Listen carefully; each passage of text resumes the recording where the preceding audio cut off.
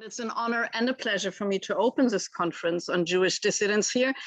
And it is so for three reasons, which I would like to mention. First of all, I represent the official host of this conference, the Zalman Stern Center for Jewish Studies, which, as probably most of you will know, is like the umbrella organization for all academic activities in our field in the region Berlin-Brandenburg, which means basically the three Berlin universities plus Potsdam and Frankfurt on Oder.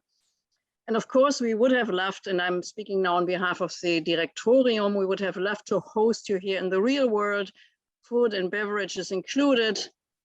But alas, to quote Bertolt Brecht, who is not Jewish and not very dissident, die Verhältnisse, die sind nicht so, the conditions do not allow for this today, which you all know.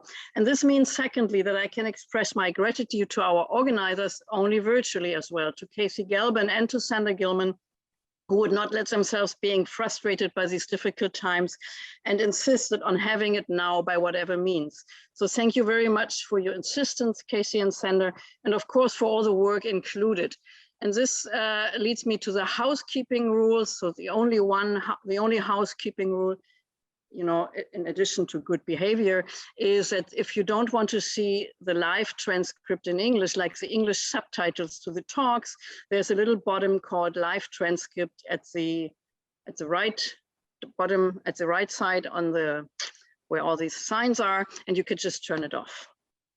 Okay, so last but not least, I feel personally very much attached to the topic of this conference, and I want to mention this because, as some of you might know or remember, because it's quite some time ago, dissident Jewish biographies, less well-known ones than the ones we will be dealing with in these days, dissident Jewish biographies have been at the center of my academic, I say it in German, Herzensproject, heart project, because for many years I worked on a small Jewish anti-nationalist / anti-Zionist youth group, the so-called Schwarzer Haufen, the members of which ended up dispersed on various leftist splinter groups of the Weimar Republic, in the prisons of the Nazis and in the Gulag.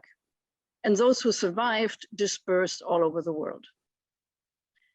One of the most unsettling personal experiences in this context were the interviews I conducted with survivors of the Gulag or their children, some of whom had spent almost 20 years of their lives in prison, orphanages, or camps. I realized then that I was lacking the language to talk or even to ask adequate questions about the specific of this experience, of being persecuted by your own people, party people, I mean, with whom you thought you were fighting for the same and just cause, and for sure against the same enemy in the 1930s and 40s. The unbridgeable tension in these life stories is reflected in many biographies, but also in the simple fact that many of my youth group, and not only them, when finally released from the Gulag back to Germany, to the GDR, the first thing that most of them did was to apply for readmission to the Communist Party. Only a few, like Nathan Steinberger, for example, were able to remain dissidents until the end of their lives.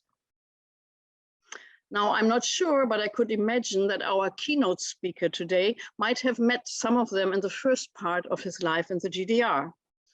And with this, I would like to elegantly move on and welcome and introduce to you the director of the German Federal Agency for Civic Education, Thomas Krüger, my comrade in arms in other battles.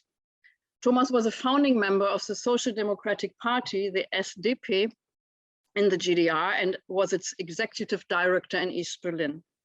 After unification, he became deputy chairman of the now joint Social Democratic Party, the SPD, in all of Berlin, and served as a city senator for youth and family affairs in the early 90s, and then from 1994 to 98 as a member of the German parliament.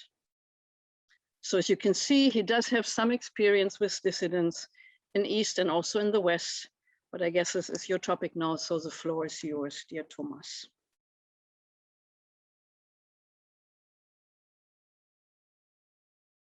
Now you have to unmute yourself. Du musst dich noch wegschalten, also aufschalten.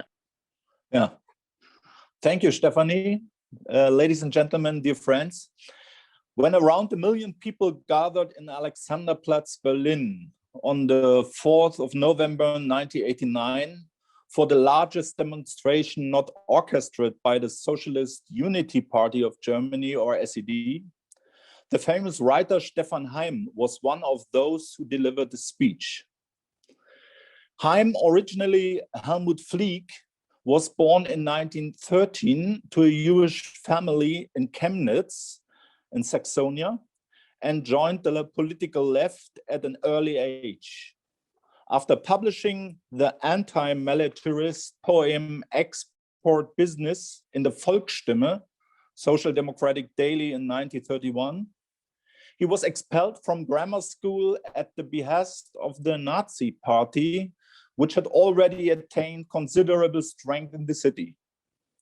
His political engagement in opposition to militarism, war, and social injustice repeatedly brought him into conflict with the authorities, and his residential status followed a peripatetic trajectory. After the Reichstag's fire of 1933, he fled to Czechoslovakia. In 1935, he traveled to the United States on a scholarship from a Jewish student association, where he soon became editor-in-chief of the Deutsches Volksecho, a German language weekly close to the American Communist Party. Heym became an American citizen, and from 1943, he served in the Second World War at a psychological warfare unit, composing leaflets and loudspeaker and radio broadcasts intended to influence the soldiers of the Wehrmacht. During the McCarthy era, at the height of the Cold War, a period marked by militant anti-communism, he initially left the United States for Prague before moving to the GDR in 1952. Although a staunch socialist, he repeatedly came into conflict with the state and party leadership. The first major clashes occurred as early as the mid-50s, when every publisher in the GDR rejected Heym's book Day X, later known as 5 Days in June, about the popular uprising of the 17th June in 1953. The tensions worsened at the 11th so-called Kahlschlag plenum of the Central Committee of the SED in 1965.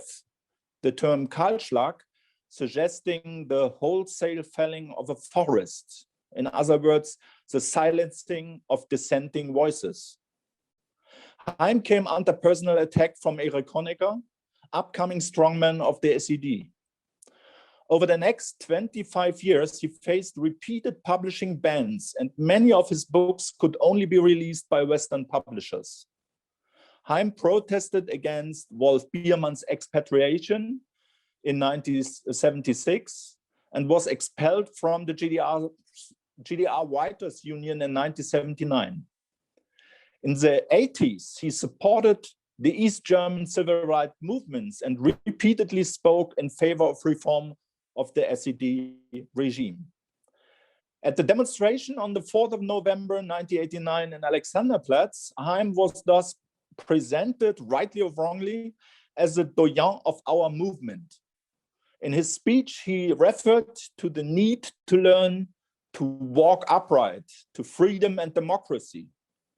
It was, he declared, I quote, as if someone had flung open the window after all these years of intellectual, economic, and political stagnation, years of stuffiness and stale air, empty rhetoric and bureaucratic caprice, official blindness and deafness, end of quote.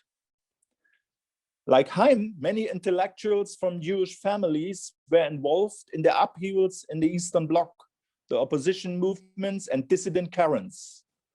We might think of individuals such as Adam Michnik, Lev Kopelev, Georgi Dalosh, Irena Grudzinska-Gross, Thomas Brasch, Viktor Feinberg, and Barbara Honigmann, to mention just a few. In some cases, they had left their often adopted home countries more or less voluntarily as early in the 1950s and 1960s due to near unbearable conditions. Examples here include Alfred Kantorowicz, Ernst Bloch, and Hans Meyer. Others were expatriated, like Wolf Biermann and Eduard Goldstücker. Some put up resistance within the state and party apparatus in the course, as Stefan Heim put it in 1989, of a socialism worthy of the name. Others kept their distance. Many oscillated between different stances in the face of dark times, dire decisions, to quote the title of an anthology that appeared many years ago on the utopian temptation. The reasons for individuals' involvement in opposition movements or dissident currents were often much the same as those that prompted them to join the labor movement or the political left in the first place. In the closing decades of the 19th century and the early 20th century and the interwar period, the political left, that is the social democratic, the socialist and the communist parties, the trade unions and so on, held much appeal for young Jews, particularly for, not exclusively, in regions that later became part of the Eastern Bloc. The reasons for this varied. The disastrous condition of the societies in which they lived, which was further exacerbated by the major economic crisis and political upheavals of the time, is likely to have played a significant role. Many Jews in Eastern Europe were destitute, petty traders and members of the lower or middle classes, groups affected particularly badly by the economic crisis. For a large number of them, as for many members of national minorities in Eastern Europe, there was another motive for their involvement in social democratic, socialist or communist parties and movements. In addition to social deprivation, they often faced discrimination based on ancestry. Nationalism and anti-Semitism were rife. Tsarist Russia was the scene of repeated pogroms. After the First World War, violent attacks and anti-Semitic riots were a regular occurrence in Ukraine, Romania, and Poland, triggering waves of resettlement. Those who stayed rather than emigrating to the United States, the Middle East, Germany, or Western Europe often continued to face marginalization, whether of an official and direct or covered clandestine character. Against this background, the labor movement and the left were often highly attractive to Jews. They seemed to promise an end to discrimination and a better future, not just for the proletariat, but for all marginalized groups, the wretched of the earth. In many countries in Eastern Europe, the social democratic, socialist, and communist parties were in fact the only significant non-Jewish organizations open to Jews. Conservative nationalist associations often refused to admit them due to anti-Semitism. Political liberalism, which had become attractive to many German, French, and Italian Jews in the 19th and early 20th century, as the chief exponent of emancipation from background and discrimination, was often still in its infancy and in continent's eastern half. The hopes placed in labor movement were soon dashed. In the communist movement in particular, anti-Semitism was already flaring up regularly in the interwar period. In the Soviet Union, some of the Jewish cultural institutions that had initially been supported after the October Revolution had been shut down by the 1930s. Agitation against capitalism, or rather capitalists, often had anti-Semitic undertones. After the Second World War, the situation worsened in Eastern Europe, which now lay entirely within the Soviet Union's sphere of influence. Social democratic and socialist organizations were crushed, especially in the course of the Eastern Bloc-wide campaign against Zionism and cosmopolitanism of the late Stalinist era. A Jewish background became a source of suspicion. In the Soviet Union, the Jewish Anti-Fascist Committee was banned, and its leading members murdered. Soviet newspapers pursued an aggressive campaign against ruthless cosmopolitans, which chiefly meant Jews. When Stefan Heim left from Prague to GDR in 1952, preparations were well underway in Czechoslovakia for the Slonsky trial, the largest anti-Semitic show trial in the post-war period. Rudolf Slonsky, former Secretary General of the Communist Party of Czechoslovakia, and 13 other high officials in the country state and party apparatus, the majority of them Jews, were accused of the most absurd crimes and of having betrayed their fatherland and the party. The public prosecutor's office and the so-called People's Democratic Press explicitly highlighted their Jewish ancestry, portraying it as one of the root causes of the crimes and misdemeanors they were accused of. I could mention further examples. It is true that with Stalin's death, a degree of liberalization set in. Liberality as such was of course never to be achieved. Anti-Semitic sentiment flared up time and again, not exclusively, but often in connection with the policies of the State of Israel, often branded Zionist and imperialist in the Eastern Bloc. We might think of the anti-Semitic campaign in Poland in 1968, through which the party leadership responded to the student protests and the March unrest. 20,000 Jews, including Jan Tomasz Gross, who still attracts frequent criticism from Polish nationalists today. Irena Grudzinska-Gross and Severin Blumstein left the People's Republic in the following years. After the quashing of the Prague Spring, also in 1968, a similar campaign was launched in Czechoslovakia. Though fortunately, it was never to reach the same scale as in Poland. Despite the persistence of, or in some cases increase in, discrimination and the restriction of civil liberties, many Jewish communists, like the majority of their non-Jewish comrades, remained loyal to the party. They did so out of conviction or opportunistically. Sometimes they believed that the party, as proclaimed in the SED's unofficial anthem, was always in the right, but could not yet reveal all its knowledge to ordinary party members. Occasionally, their attachment was an outgrowth of their gratitude to the defeat of National Socialism. It was, of course, soldiers of the Red Army who liberated the last survivors from Auschwitz on the 27th of January 1945. This was one of the key reasons why Viktor Klemperer and others committed themselves to the communism. Due to the high death toll they suffered, the communists often appeared not only to be the most consistent opponents of fascism and National Socialism, but also seemed best placed to combat their oft-invoked resurgence.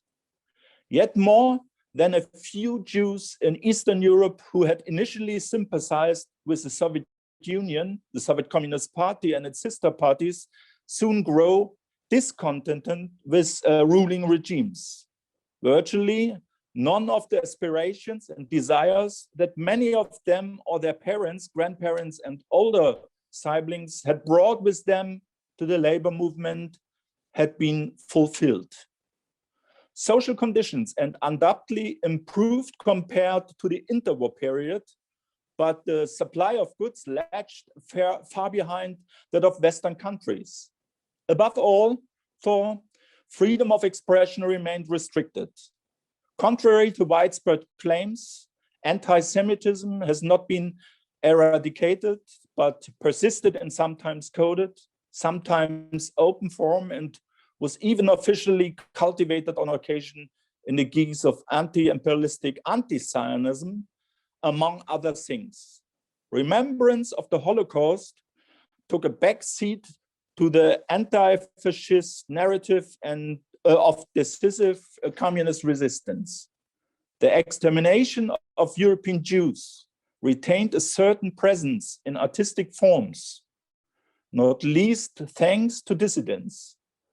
It was never to attain a fitting place in the culture of remembrance until real existing socialism came to an end.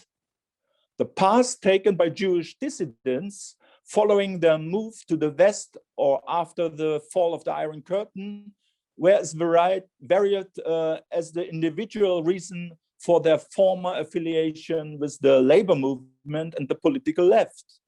Adam Michnik and Severin Blumstein moved towards political and economic liberalism and continued to play an important role at Gazeta Wyborcza, Poland's second largest daily newspaper. Stefan Heim continued to see himself as a democratic socialist and became involved in the Party of Democratic Socialism, or PDS, which had emerged from the former ruling party of the GDR. In 1994, he was elected to the Bundestag for the party and became father of the house, or president by seniority, as this role is known in German. He was, however, unwilling to join the party. Following his speech at the opening of the 13th German Bundestag, the deputies of the Christian Democratic Union, or CDU, and the Christian Social Union, CSU, with the exception of Rita Süssmuth, the president of the German Bundestag, collectively withheld their applause.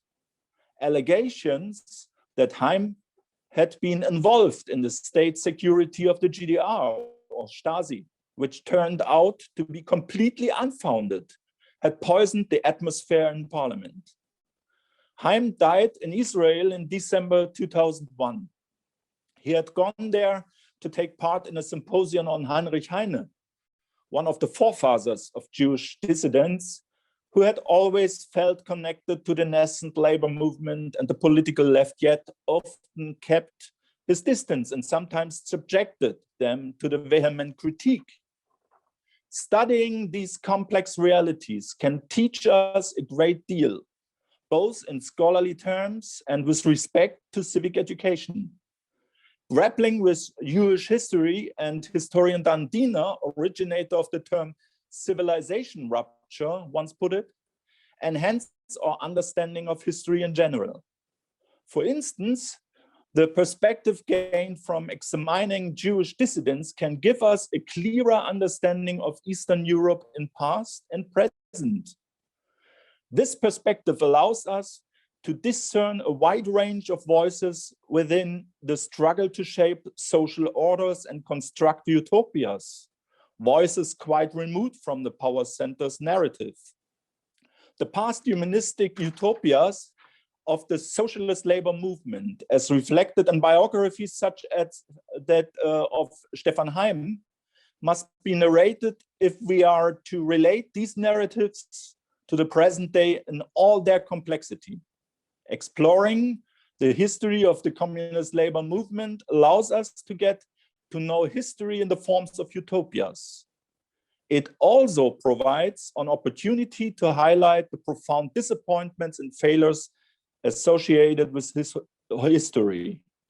Stefan Heim's speech on the 4th of November 1989 in Alexanderplatz raised fundamental social and political questions.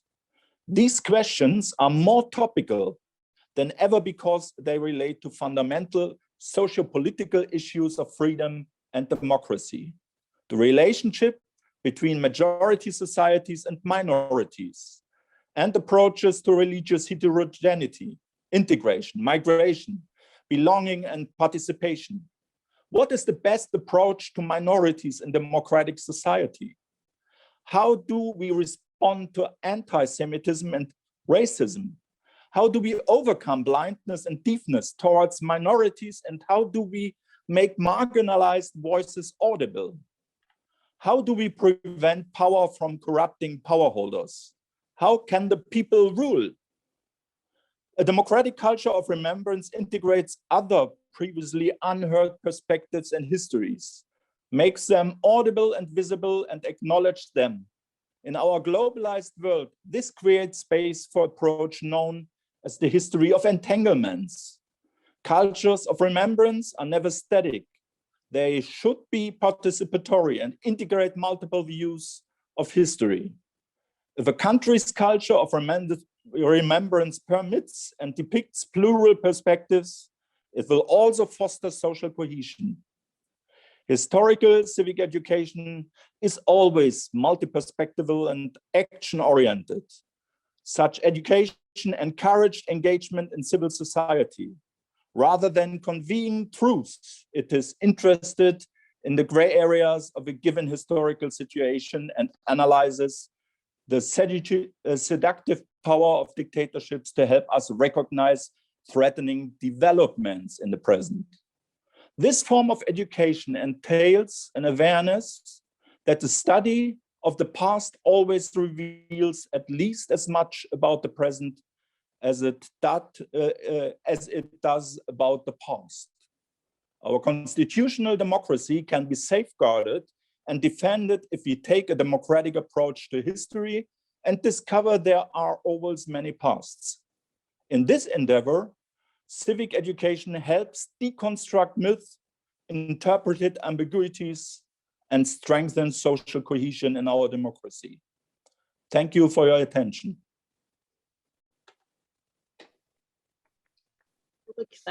The microphone on so you can hear the applause from all of us. Thank you very much, Thomas, for this very impressive and very coherent overview of such an incoherent story in so many countries. I mean, I'm really impressed, and thank you also for linking it to public debates on memory culture and politics of memory of today and civic engagement. And also personally, thank you for reminding us of Stefan Heim and especially for this denigrating moment in the Bundestag, which I still remember very vividly. And so do other people here, as I can see. So thank you very, very much. I think this was the best possible takeoff for this conference. And now I'm giving the chair, I think, to Casey, if that is right. Casey will now take over, and yeah, and I thank you for having me here, and I wish you a very, very good conference in the next 2 days. Thank you.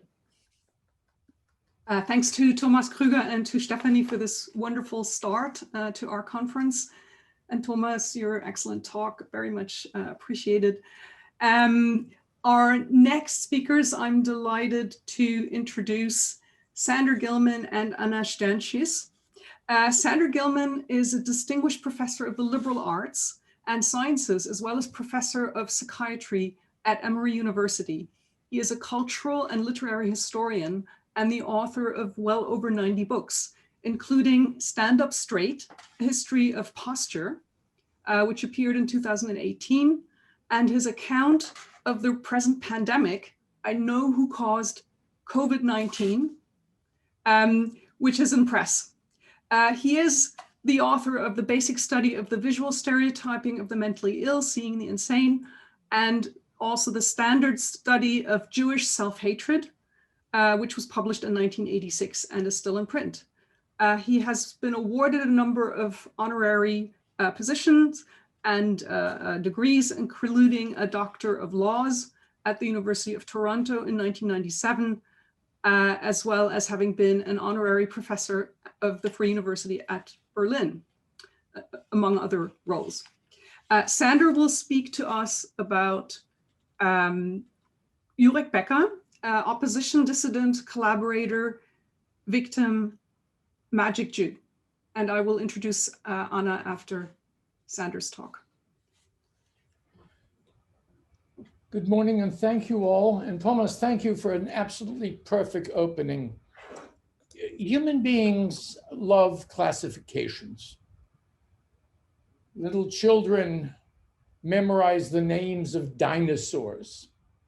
And academic historians, literary historians, and cultural historians love classifications. And what I want to do today is to talk about the power of classifications and how those classified oftentimes respond to the inherent ambiguity of classifications. We talk about the opposition, we talk about dissidents, we talk about collaboration and victims. When we add, however, after the 19th century, the term Jew, whatever, by the way, Jew means, that's really important. This is a free-floating signifier. We fall into what Ludwig Börne so brilliantly stated in the 74th letter from Paris, which is, no matter whether Jew is pejorative, whether Jew is approving, whether Jew is in point of fact a label, it always changes the meaning. We are trapped, Börne said, in this magical Jewish circle. Now I want to start with 1945, and Thomas gestured at this, with this notion that everything stops when the Nazis are finally driven from power. The answer, of course, is there is no Stunde Null. Everything after 45 is, in point of fact, everything that was before 45, but now rethought. And I want to start at a very specific moment. In 1945, Thomas Mann, in exile, gets a copy of an illustrated magazine with images from Dachau. And he writes an essay called On German Guilt. And what he basically says, and we hear this over and over again in the next 4 to 5 years from German writers, which is that all Germans are responsible. All Germans are responsible. And more importantly, the German intellectual elite is responsible. In Germany, the writer von Thies answers, and answers almost immediately. And he writes an essay with the, can we say, pregnant title of The Inner Immigration. And he basically says, look, you got to be very much differentiated. There were people who were collaborators. There were people who were guilty. But you don't have anything to say about this. You were sitting in Southern California, sipping on pina coladas while we were being bombed to shit in Berlin. Now, this is a debate which we know historically. It's an interesting debate. What, of course, both of them ignore is the fact that, of course, there are Jewish voices in 1945 and 1946. I mention here the very young 14-year-old Ruth Kluger, who are writing now, quote unquote, as Jews in the publication in an German language American Army newspaper. She is described as a child from Auschwitz. Now you're starting to get what I'm aiming at. We have categories which are really difficult, complicated, ambiguous categories. We have categories like opposition. Who is in opposition in the East? Is it Bredel or Renn? Is it Mühsam, who's long dead? Is it Neukrantz, sent to a mental hospital, who is dead after 41? Is it Jan Petersen, the famous man in the black mask, who leaves Germany in 36 in the West? Who is the opposition? Well, it's the 20th of July conspirators, many of whom had been collaborators. I don't want to go like this, like a demented chipmunk. You understand that all of these terms are always in scare quotes. And of course, the creepiest moment is when they actually exhume Dietrich Bonhoeffer, who had been, of course, murdered by the Nazis, to excavate his last volume of poetry. That's a fairly desperate attempt to find somebody in the West that we can identify with.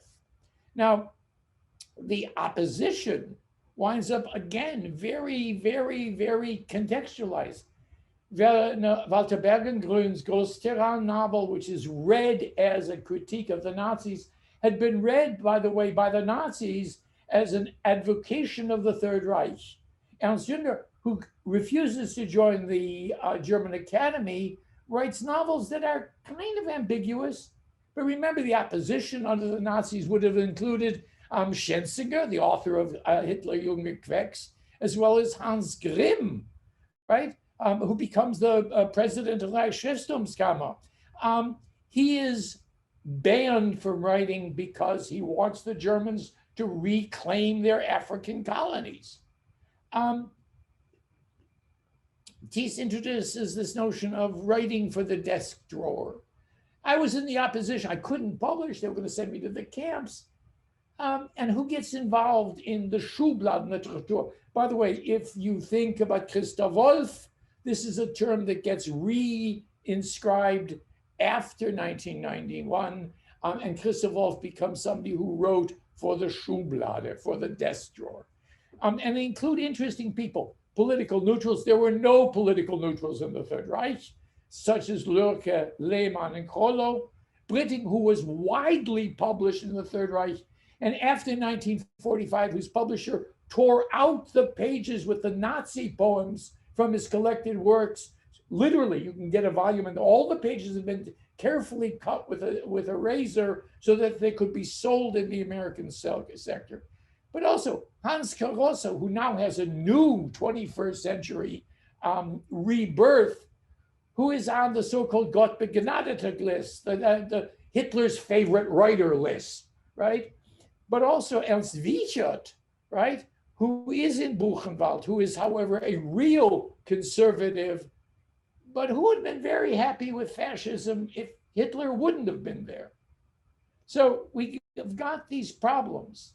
We talk about dissidents. I will point out to you, before 1945, the term dissident was used in Germany to describe the Nazis. Nazis described themselves as dissidents, as, by the way, they describe themselves as victims, right? Victims of the November criminals, victims of Judeo-Bolshevism. And by the way, in my lifetime, in Gertz versus Robert Welch, this very famous court case in Skokie, Illinois, where the American Nazis wanted to march to a Jewish neighborhood full of Holocaust survivors, the Supreme Court called the Nazis, the American Nazis, dissidents. These are ambiguous terms. They affect not only the way we classify, but the way that people who are classified understand themselves. And I'll point out to you that the anti-Nazis in the camps were not anti-Nazis. They were not dissidents.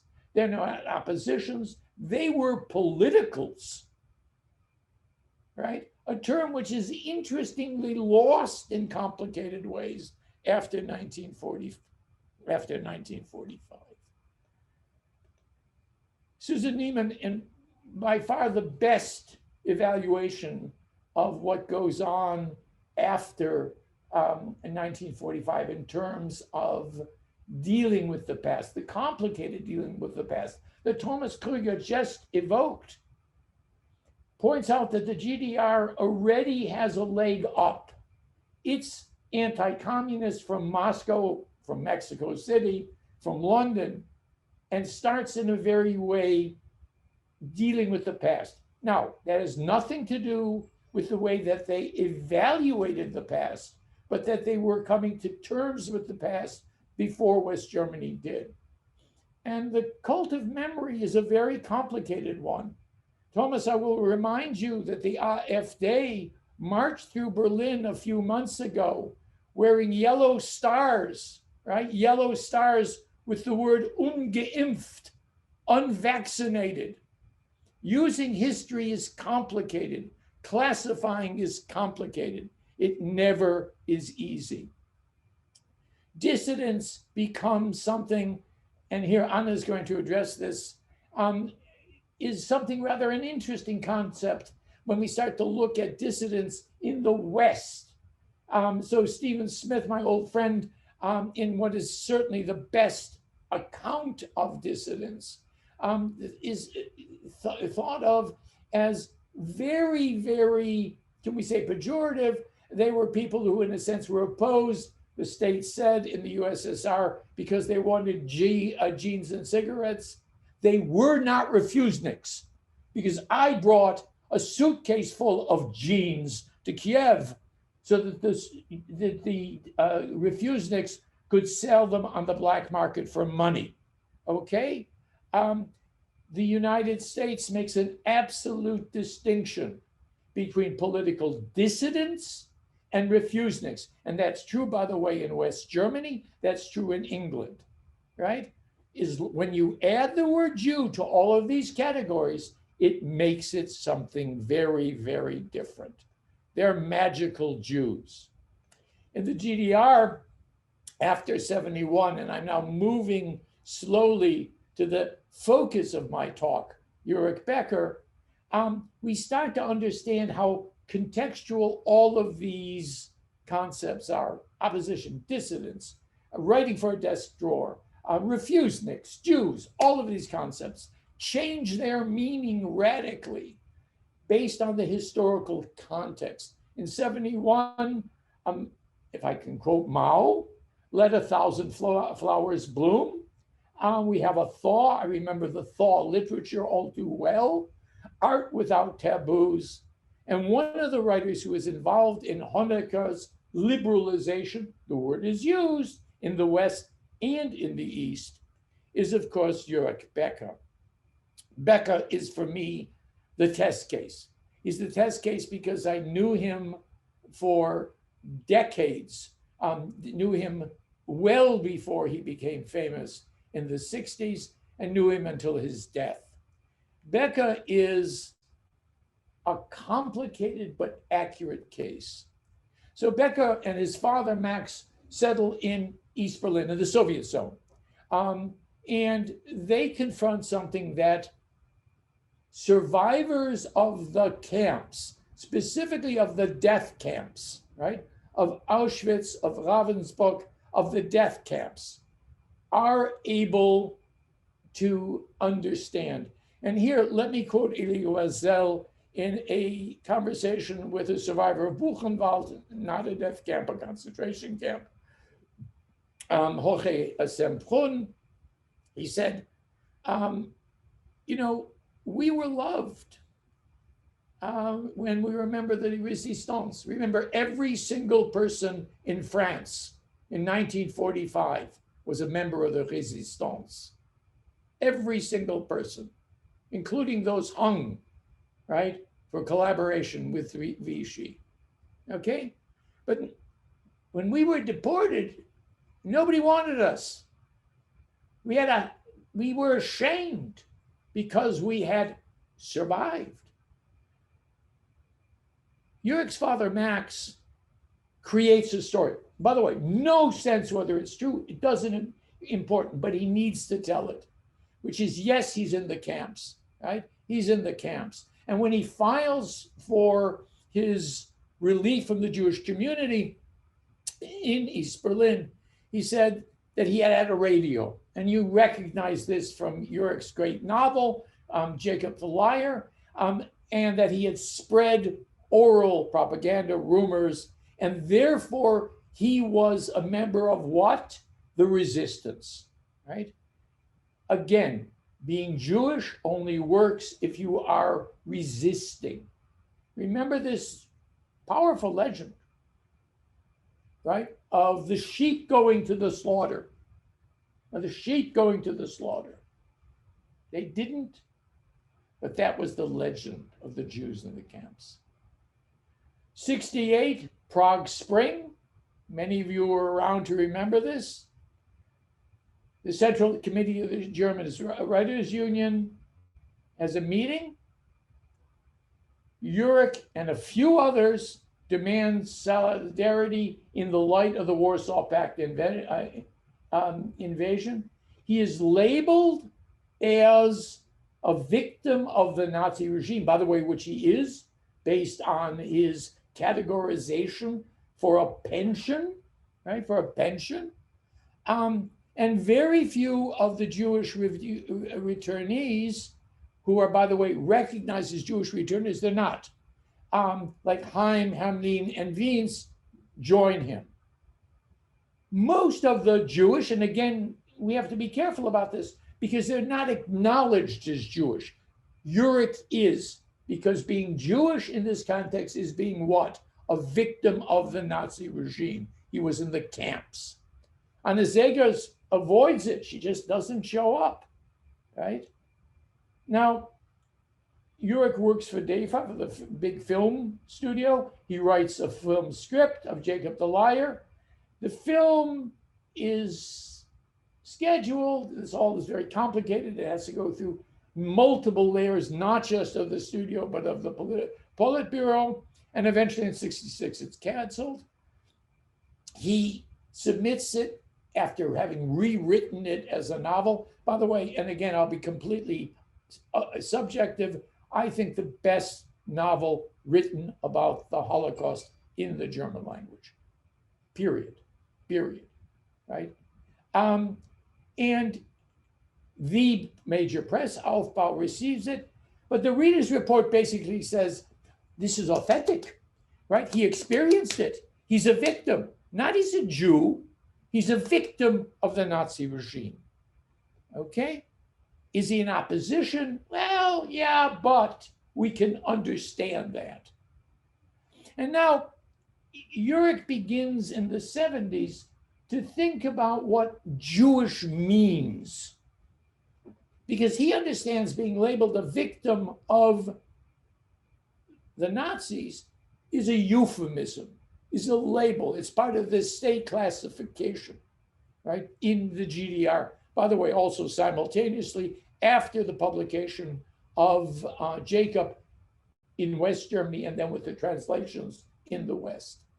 And what he begins to understand a victim is, right, as someone who has suffered and who demands toleration, right, who demands toleration, and sees himself not therefore as a victim because he's not tolerant, right? He sees himself as autonomous, and we know since the Greeks, autonomy has always been a category which is relative, right? Even the Greeks, when they understand autonomy, Locke, when he understands autonomy, understands it as relative. The Biermann affair, and I'm going through these moments in the GDR, in 65, Wolf publishes Drahthafe, needless to say, in West Berlin. And the West German media, and by the way, the New York Times, pick up the notion that Biermann and people like Robert Habermann are oppositional, right? Though they talk about themselves as offering a thorough critique of communism, right? Thomas quoted Stefan Heim looking backwards, right? And seeing themselves as inner critiques, right? Inner critiques. Now, what's really interesting in this moment is that I could see Biermann making an argument. He never did, by the way, mentions this only in West Germany. I was at concert, so I know he said this, which is that if Jurek's mother died at Ravensbrück, Jurek's father was also murdered in Auschwitz. In other words, he would have had a claim to the category Jew. We're not talking halacha, right? We're not talking halacha. We're talking classification, labels, right? He would have had an equal claim, but the difference was he himself was not a victim. Jurek was designated a victim because he, as a child, survived the camps, survived Auschwitz, survived Ravensbrück. Manfred Krug leaves. Krug is Jurek's best buddy, complicated relationship. Gives his house, leaves, wants to start a new career in the West. Look, it's a big thing, but he has a presence. The cinema knows him in the West. He speaks the same language, right? Unlike German actors going to London and to New York. And Jurek is, now we're starting to see the problems. He's not really oppositional. He's not absolutely critical. He's just kind of unhappy because of the Biermann affair. He applies for a 2-year visa and is granted it. And I read, of course, the Politburo account of this.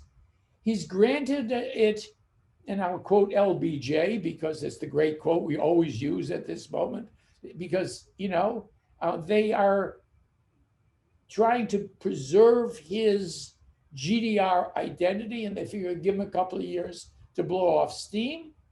And he goes to the West as a GDR writer, does not give up his identity. He doesn't sell his house. His former wife lives in it.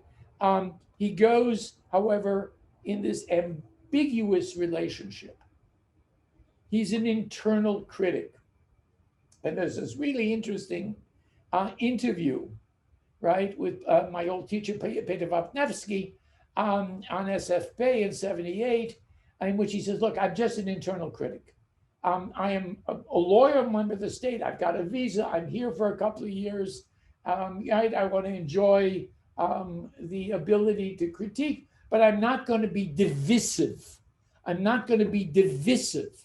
I'm a member of, he doesn't use the phrase, but we can, the loyal opposition. Now, all of this time, and it's really important to understand, in the West, he is seen as a Jewish writer, right? Jacob the Liar is not seen as a GDR novel. It is seen as a Jewish novel. It is reviewed as a Jew. By the way, God knows what Jewish novel means, right? It's not written in Hebrew or Yiddish. It doesn't open the wrong way, right? It sounds Jewish, but only Jewish to Germans, by the way. And Jurek is trying now to have an identity in the West as someone who has a benefit, victim of fascism, now a benefit in the West. We always used to say a pluspunkt, right? For being Jewish, right? But what does Jewish now mean? He wrestles with this. On the one hand, Jewish is Zionism. Jurek espouses the straight GDR anti-Zionist line. We would today really see this as anti-Semitic. It's certainly anti-Zionist, right? He's certainly not ritually Jewish, right? Certainly not ritually Jewish in any way. And he attacks in this interview with Peter Wapniewski, Israel as a racist, aggressive state, pure GDR, Jewish propaganda. It's the line that the official Jewish community begins to use, right, in the GDR. It's only in '96, well after his 2 years have gone, and now he's permanently in a redivided Germany, is that he declares this notion of Jewishness to be what? Exaggerated and inherently false. Now, Sandra, can we leave some time for the discussion? We will, because I'm now done. One of the things that I think is important to understand is that these classifications are always shifting. They're shifting externally, but they're also shifting internally. Writers respond. So when we looked at someone like Stefan Heim, all of these categories, when we look at someone like Jurek Becker, all of these categories are always fluid. And I thank you very much for your attention. Hashem Dank. Thank you very much, Sandra, for a wonderful presentation. We have some time for questions.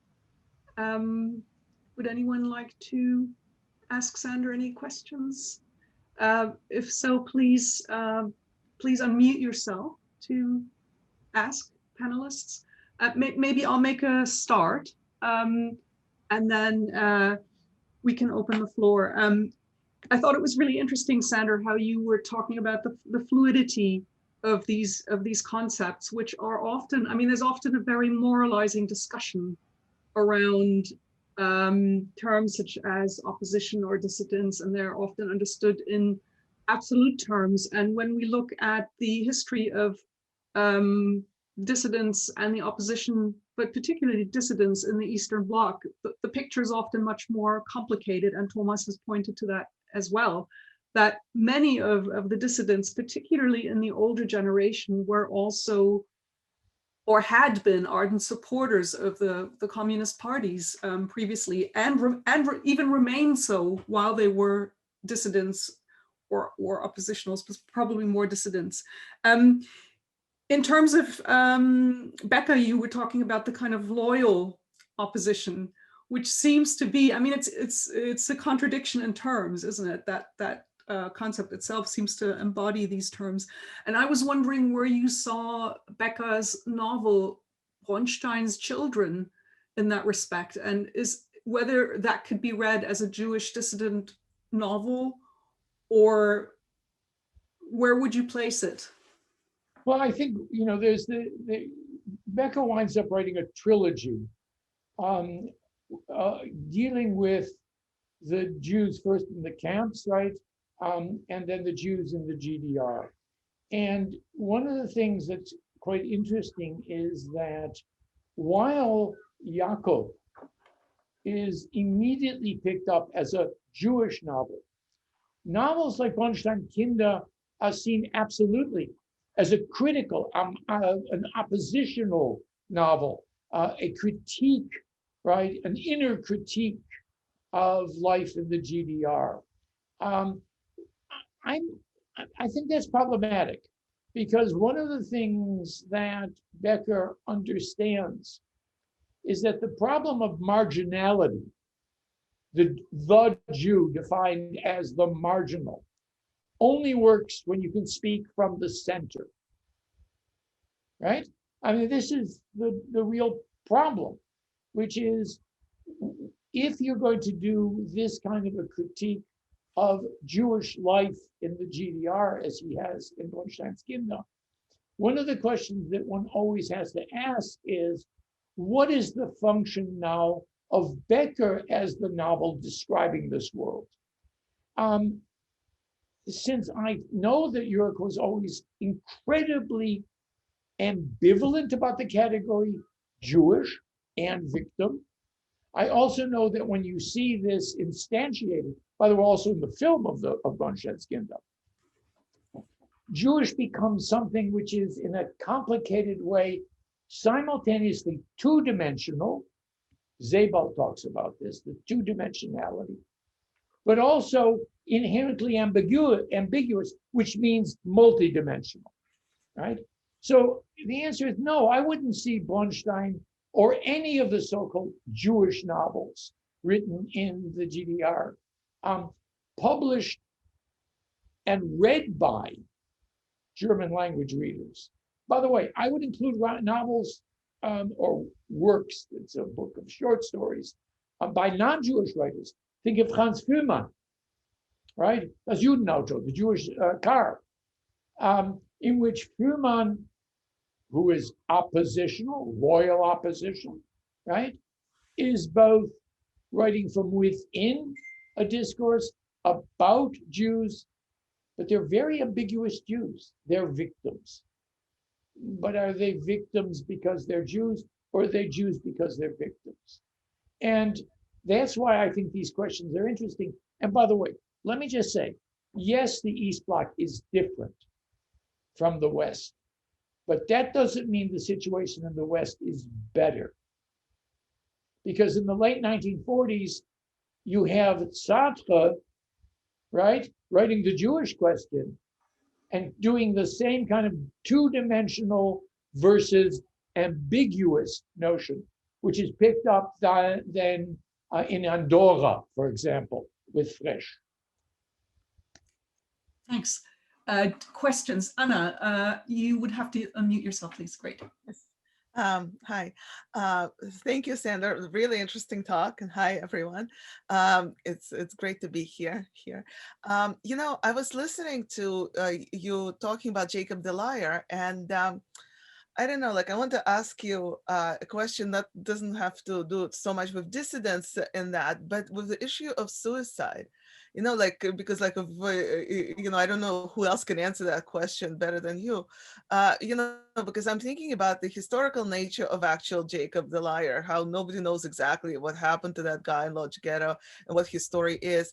And then how he becomes, how this story becomes a novel and then the film.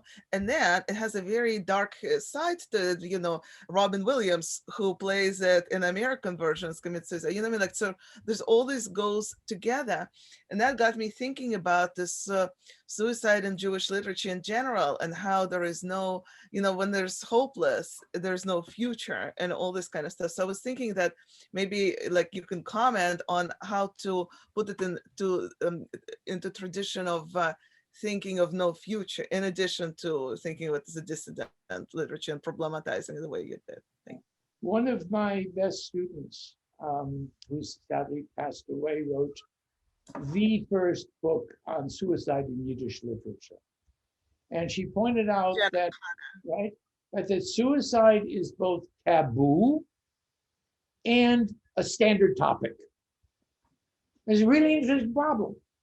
And, one of the things that is really interesting to me is that when you read the immediate autobiographical accounts of the camps, meaning between 1945 and the early 50s, let me say the early 50s. And that would include a whole bunch of things, the Yiddish version of Night, in the early Levi, a whole bunch of autobiographical texts, which have sadly been lost and now getting rediscovered in German. One of the topics that you get over and over again is suicide. It's just the standard trope of the Muslim running into the electric wires, right? So one of the interesting things that I think is echoed in Jakob is the completely unambiguous ambiguity of the end of the novel. We know that everybody is going to die, right? Except the narrator, because the narrator's voice is the voice of the novel. And here again, that's why I began with Max making the claim, I was in opposition. I had a radio, Jurek's father. I was spreading rumors, giving knowledge, in the camps, in the Łódź ghetto, and then in Auschwitz, right? One of the things that one has to understand is that is a necessary claim by the time these writers start to think of themselves in history. And the power, I think, which is, I think, why it's a greater novel, for example, and I'm going to say this and defend it, than the French version of Night, right? Is that Jurek both ends with the impossibility of surviving and yet has the potential for survival. That's why that novel works. And by the way, why Sebald hates it. Why Sebald hates it. Thank you very much again, Sander. And our next speaker is in fact Anna Shternshis, who is the A.I. and Alan Malka Green Professor of Yiddish Studies and Director of the Anne Tenenbaum Center for Jewish Studies at the University of Toronto. She received her doctoral degree from Oxford University in 2001 and is the author of Soviet and Kosher, Jewish Popular Culture in the Soviet Union, 1923 to 1939, and When Sonia Met Boris, an oral history of Jewish life under Stalin, which sounds absolutely fascinating. She created, together with artist Psoy Korolenko, and directed the Grammy-nominated Yiddish Glory Project, which was an initiative to bring back to life forgotten Yiddish music written during the Holocaust in the Soviet Union. She received the Guggenheim Fellowship in 2020 and is currently working on a book tentatively entitled Last Yiddish Heroes, a Lost and Found Archive of the Holocaust in the Soviet Union, which is about Yiddish music in Nazi-occupied Ukraine. And her talk today is How Not to Say Gulag in Yiddish, Soviet Yiddish Intellectuals and the Early Days of Thaw. Over to you. Thanks so much, Kathy. And thank you so much for inviting me to speak at this conference. I have to say that I have never thought of I hope you see my PowerPoint and not something else. Hold on a second. I have never thought of my topic as relating to dissidents, but once I started working on, I got the invitation, I started working on it, I realized that I have, missed a lot of cues and a lot of kind of ways to analyze the material if I did not apply that lens. So I really thank you for giving me the opportunity to think about that. So I will build up on some of the themes that Thomas brought up in his earlier presentation, also what Sander was talking about now, and talk about, but bring also Yiddish language culture into the conversation. So when we think about Yiddish culture that developed in the Soviet Union, we imagine it in two realms.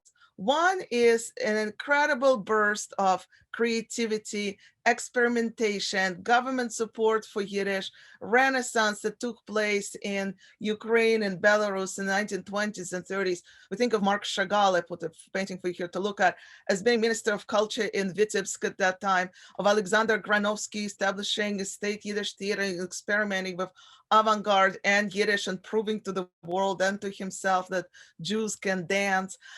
We think about networks of Yiddish schools with thousands of students taught in Yiddish for free.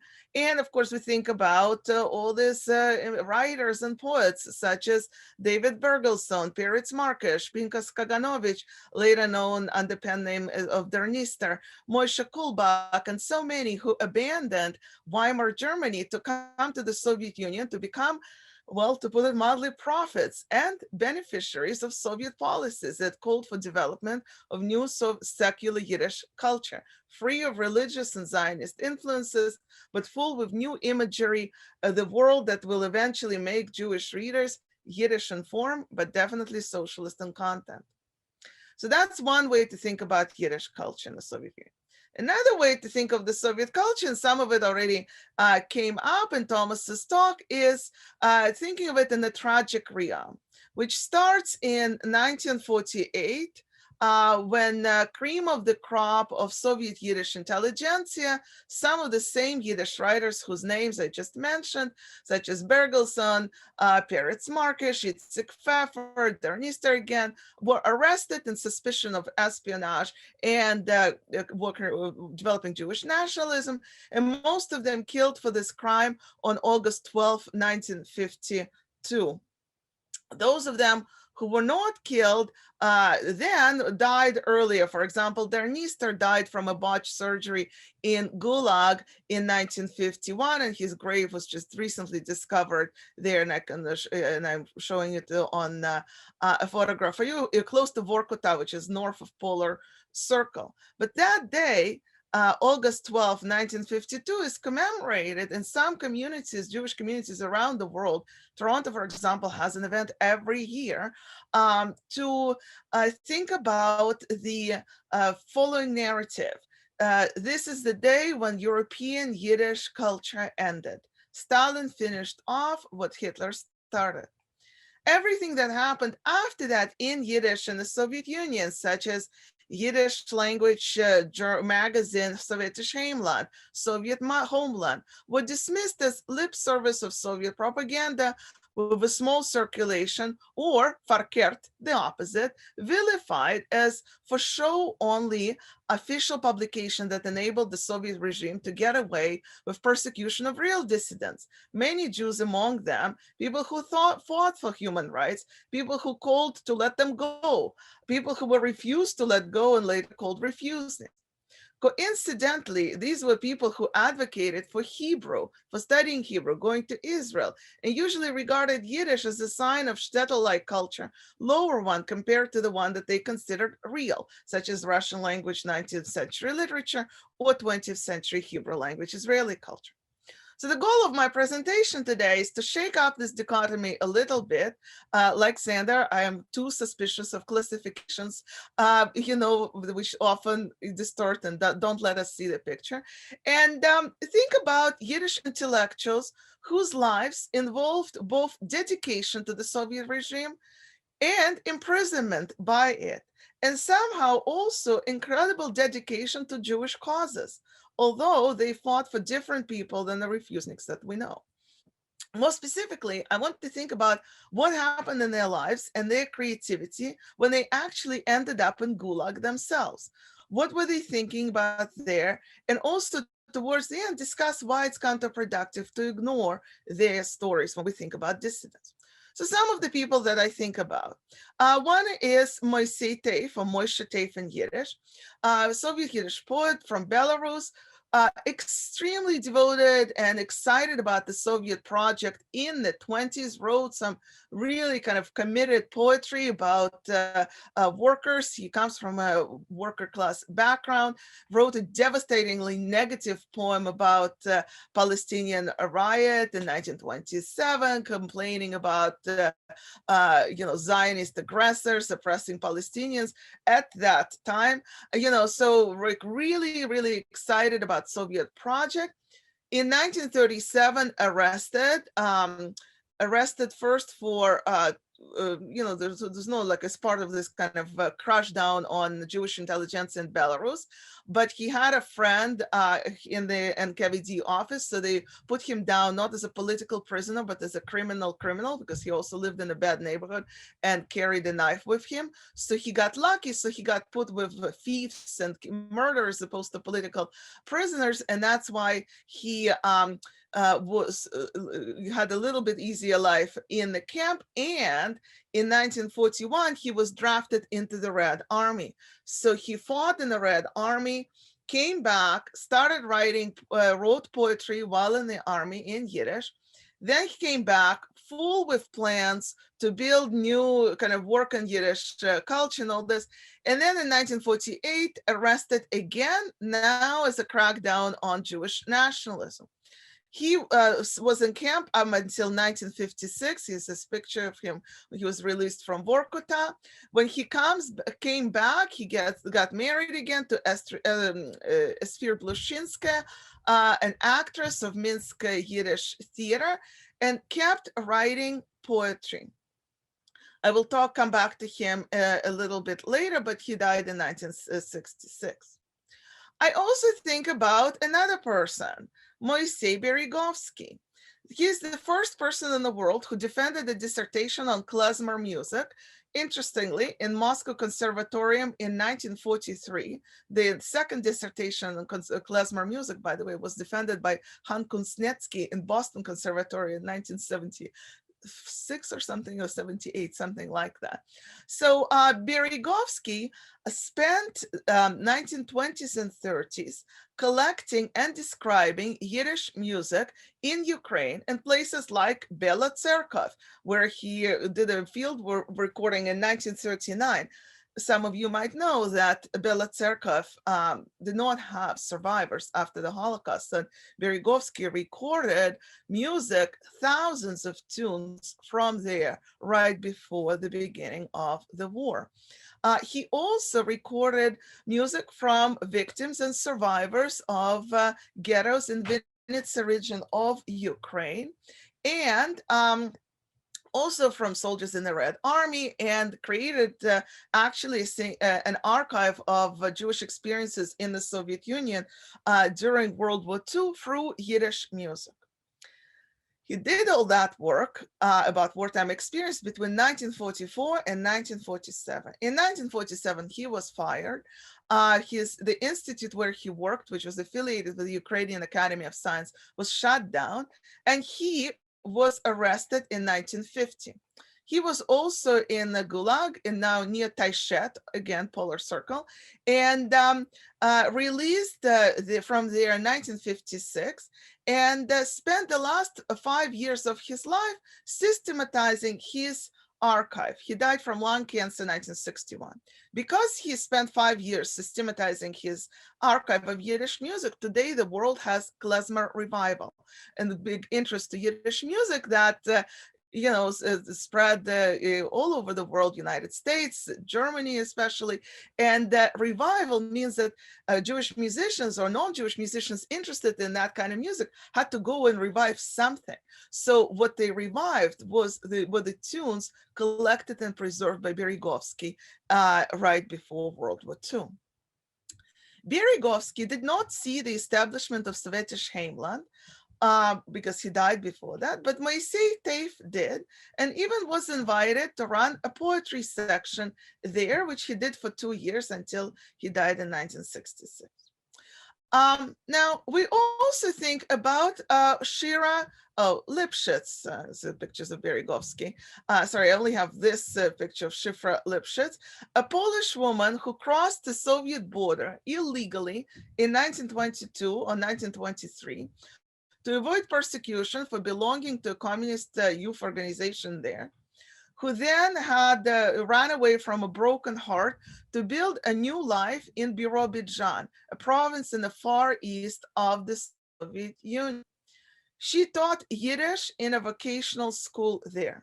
By the middle of 1937, all her colleagues and friends were arrested, and she, one day in November, she describes it in her memoirs, went to the dentist, saw a friend, saw a play by Gulag, and at that night was arrested too. She was released in 1947, after her 10 years finished, and she and her friend Esther found a place to live in Rubtsovsk in the Altai region of Siberia, close to Kazakhstan. Esther was arrested again in 1948, and Shifra moved close to her. And then after Esther died, Shifra was allowed to go to Israel on one condition, that she would not badmouth the Soviet regime. At that time, she was 73 years old. She did not keep her promise because she did write a book of memoirs about her experiences. I put the cover, beautiful, sexy cover, on the screen for you to look at.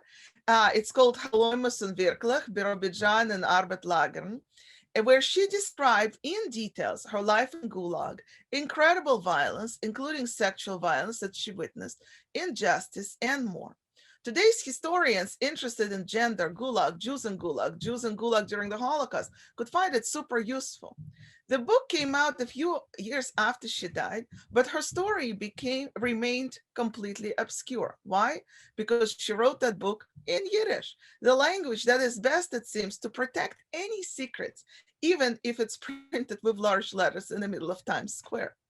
To quote, anyway. So Shifra Lipschitz, published in Israel, ultimately died in Herzliya and told her story, although no one heard it. But Teif and Berezovsky and many, many others died in the Soviet Union right at the beginning of the Thaw, sometime after Stalin died, but before their stories could be fully told, but also before 1967, the year when Refusnik movement began to take shape. So what are the examples of work that they could do in what could go in between lines in Yiddish that they created?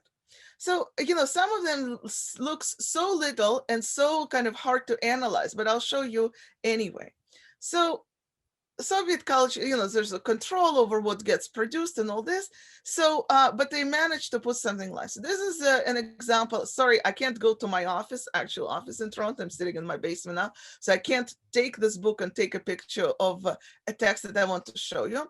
But just believe me that when I tell you that story. So this is a dictionary, a Russian Yiddish dictionary. It's called the popularly Red Dictionary. I was, they started working on it in the 30s, but it only came out in 1984.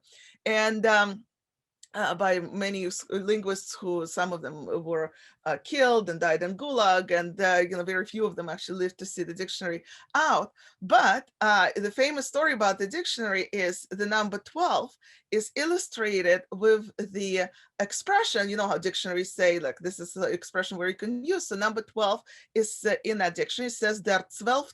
August, which means in Yiddish, the 12th of August.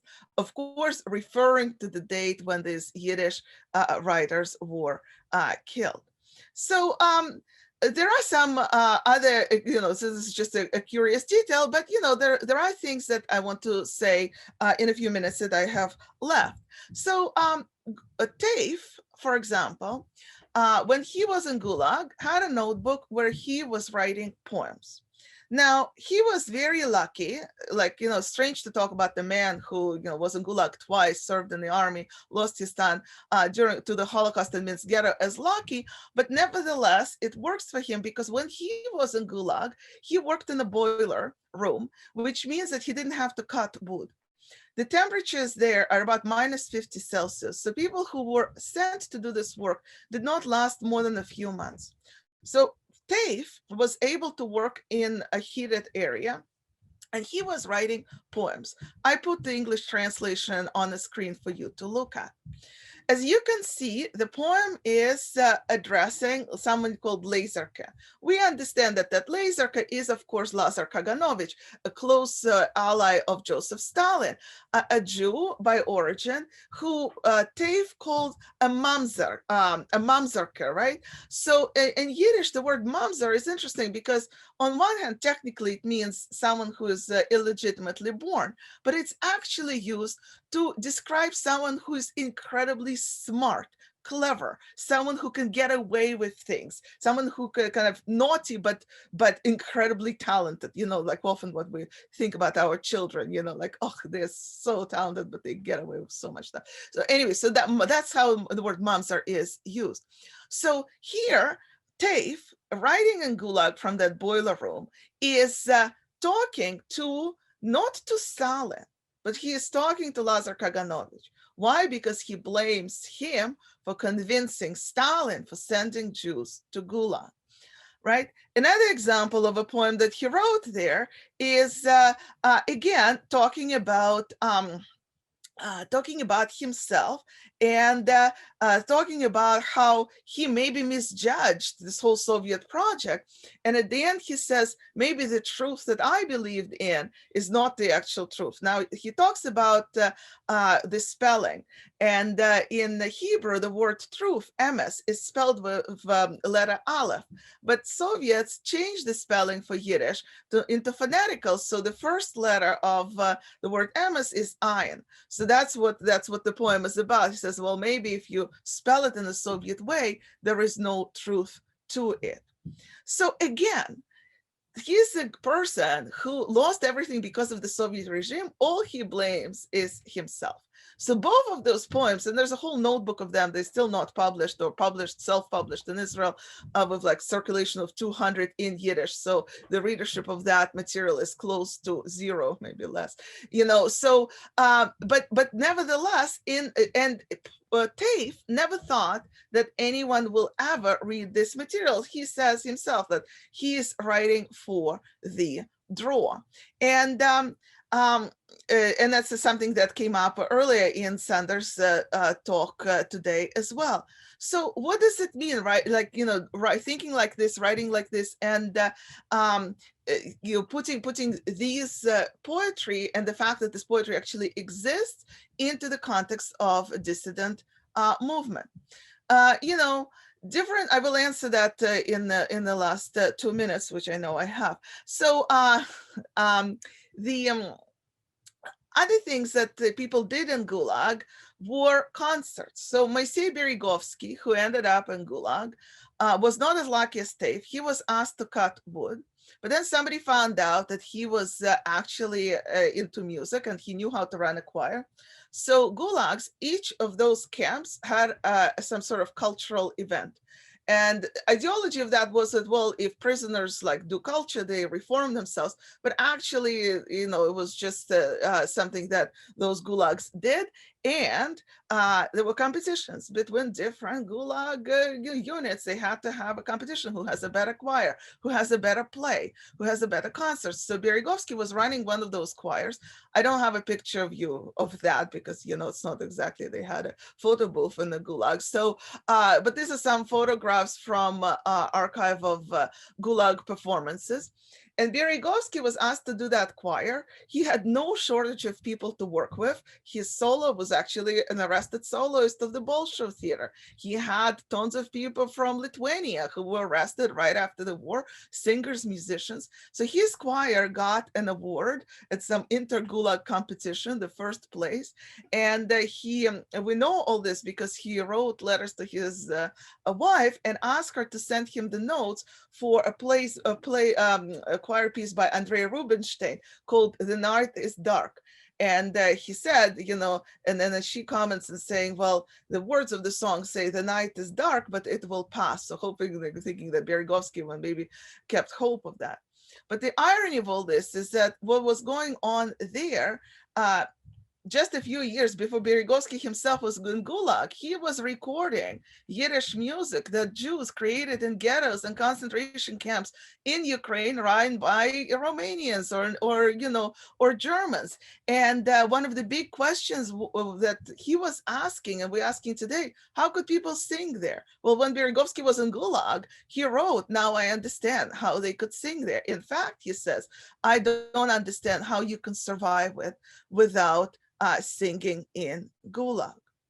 So I will finish by just asking a question and thinking about this, out loud. What is the significance of these individuals when we think about dissidents in the Soviet society?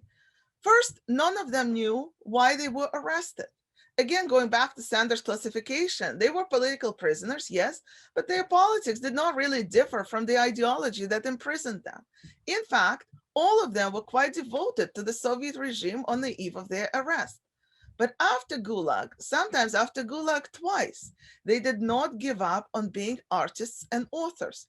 Instead, they worked trying to change the system from within and ensure that their culture and language and story has a place in the future. Shifra Lifshitz wrote memoirs.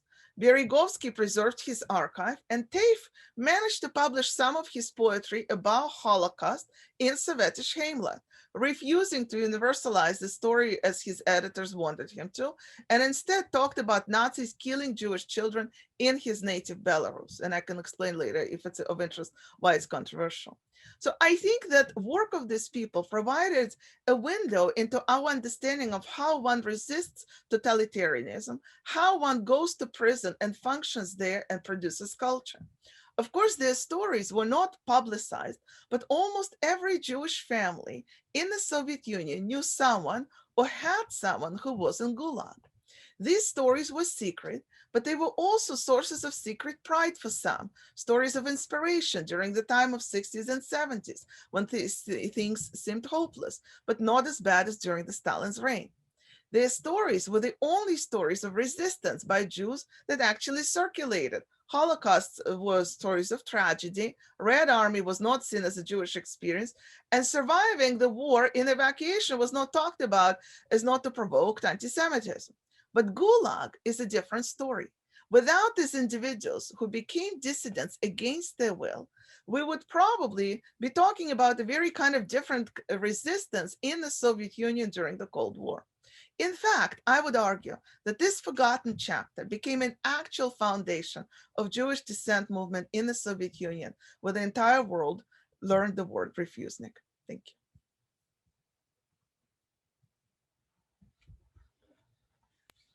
Oh, and now I see I took too much time, so I apologize for that. Thank you, Anna, for an amazing and very moving talk. Can I open the floor for questions?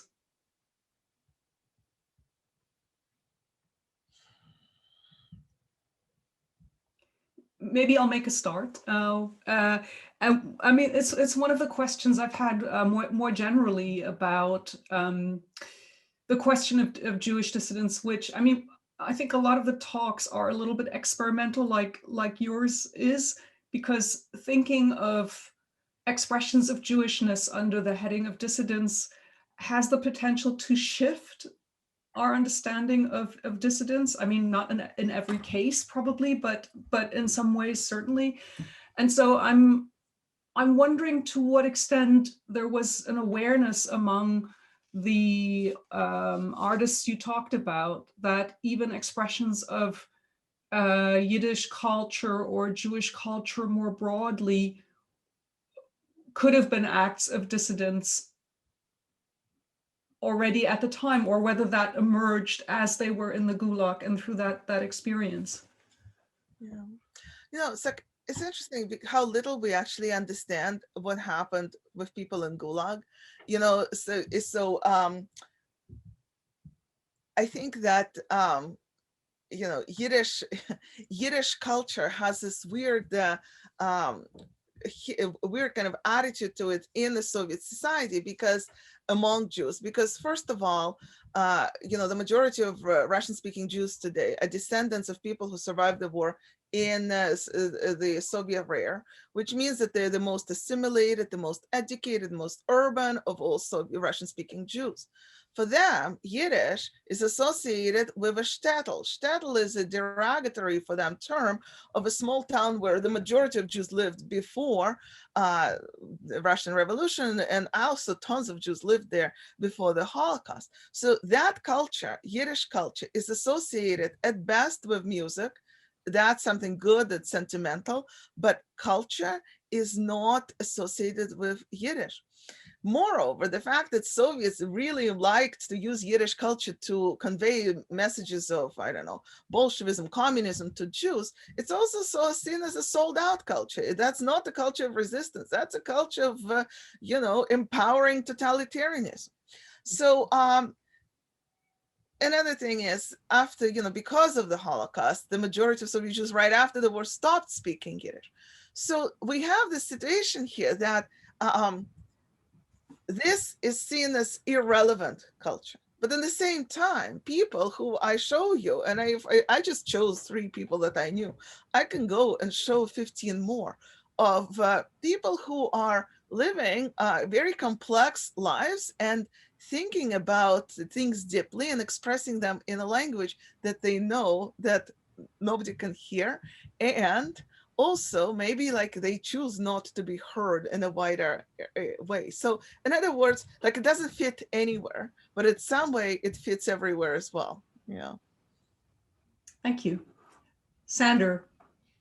Anna, let me just say that for those of us who are Yiddish speakers outside of the Soviet Union and Israel, our access in complicated ways was only through, of course, publication.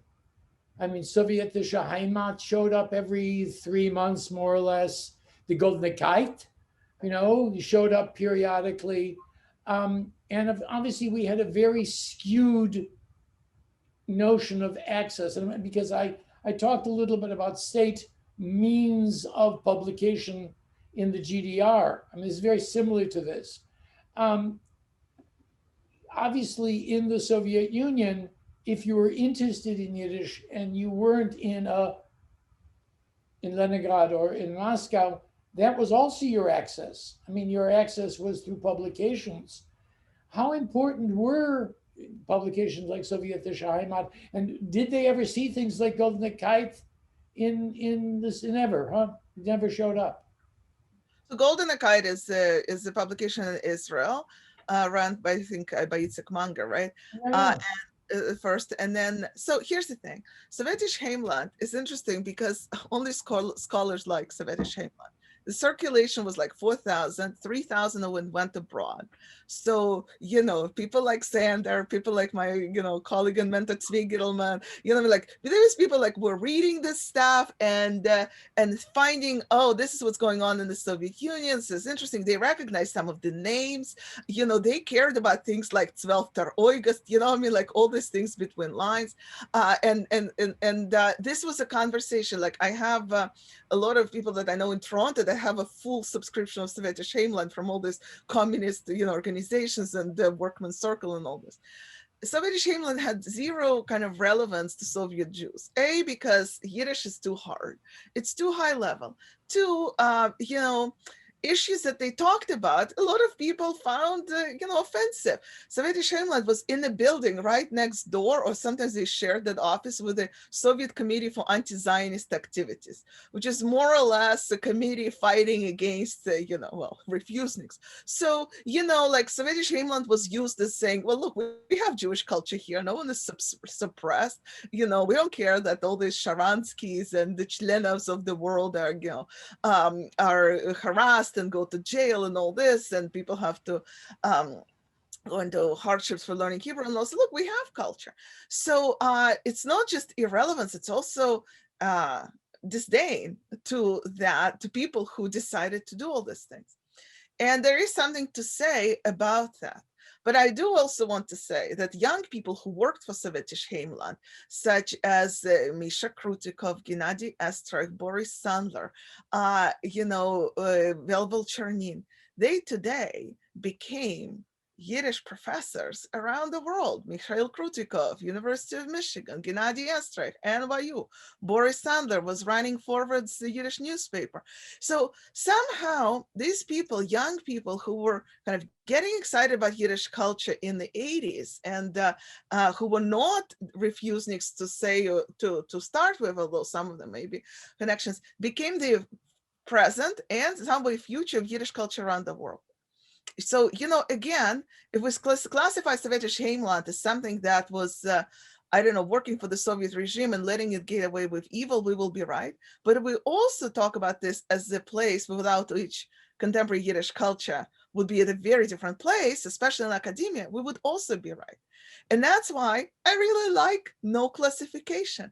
And, once you put people front and center, then you don't worry about, what's communist, what's anti-communist, what's Soviet, what's pro-Soviet. You look into people are complex, we agree on that. And then following them, we think about the meaning. So that's the only way I can make sense of all the things that I associate with dissent and Yiddish culture. Thank you very much. I think we can take time for one quick question. If anybody has anything you want to ask Anna about her talk. Yes, Ion. And okay, Ion and Mario, why don't you both ask your questions and then Anna will respond. Yeah. You will need to unmute yourself. No, I withdraw my question for time reasons. Don't worry. It's okay. I'm sure we can take time. Okay. Yeah. I was just wondering about their relationship to more established Jewish writers in the Soviet Union and maybe later to the refuseniks. Can you tell us something about that? Oh, you mean writers writing in Russian? Like Vasily Grossman and like the Anatoly Rybakov and all the good guys. So, Maxim Schreier is on the call here. So he has a lot more to say about that than I do. But I do want to say that there's always a debate. Who knew Yiddish and what did they do with Yiddish? And the phenomena that I have observed and also that Mikhail Krutikov wrote about is such that every time the word Jewish appeared or some Jewish character appeared in a Russian language novel, it was a big deal. Everyone wanted to read that. Rybakov's, novels and, even and others, like when they talked about Jewish family, when they talked about, a soldier with curly hair and everyone knew that they were referring to Jews, it was a huge deal.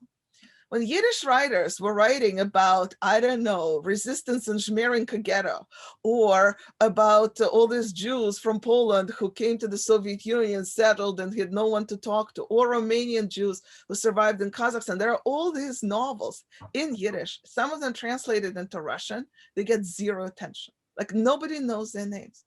So it's interesting how I think the reason for that is that Russian-speaking Jews, they don't look for culture in Yiddish or even Yiddish writers.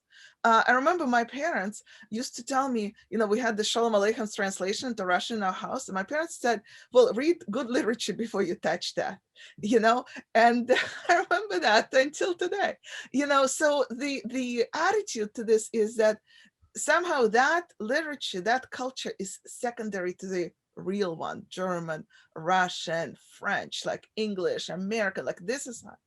And the relationship is that. But I also want to say, because the relationship is this way and the attitude is this way, stuff that I see now in Sovetish Heimland shocks me. Like, you know, they wrote so much about things that today historians of the Holocaust are looking for desperately. Like, what about all the sexual violence against women and against men? Well, open Sovetish Heimland 1978, you'll have something about this.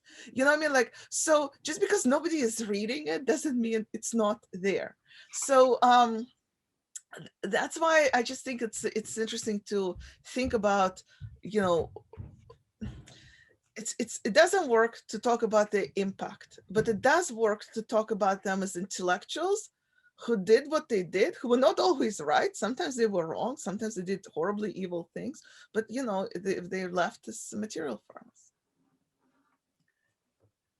Thanks again, Sander and Anna, for your wonderful talks. We will now take a break until, well, British summertime, 4 p.m. So it's going to be about 15 minutes and come back for our next panel then.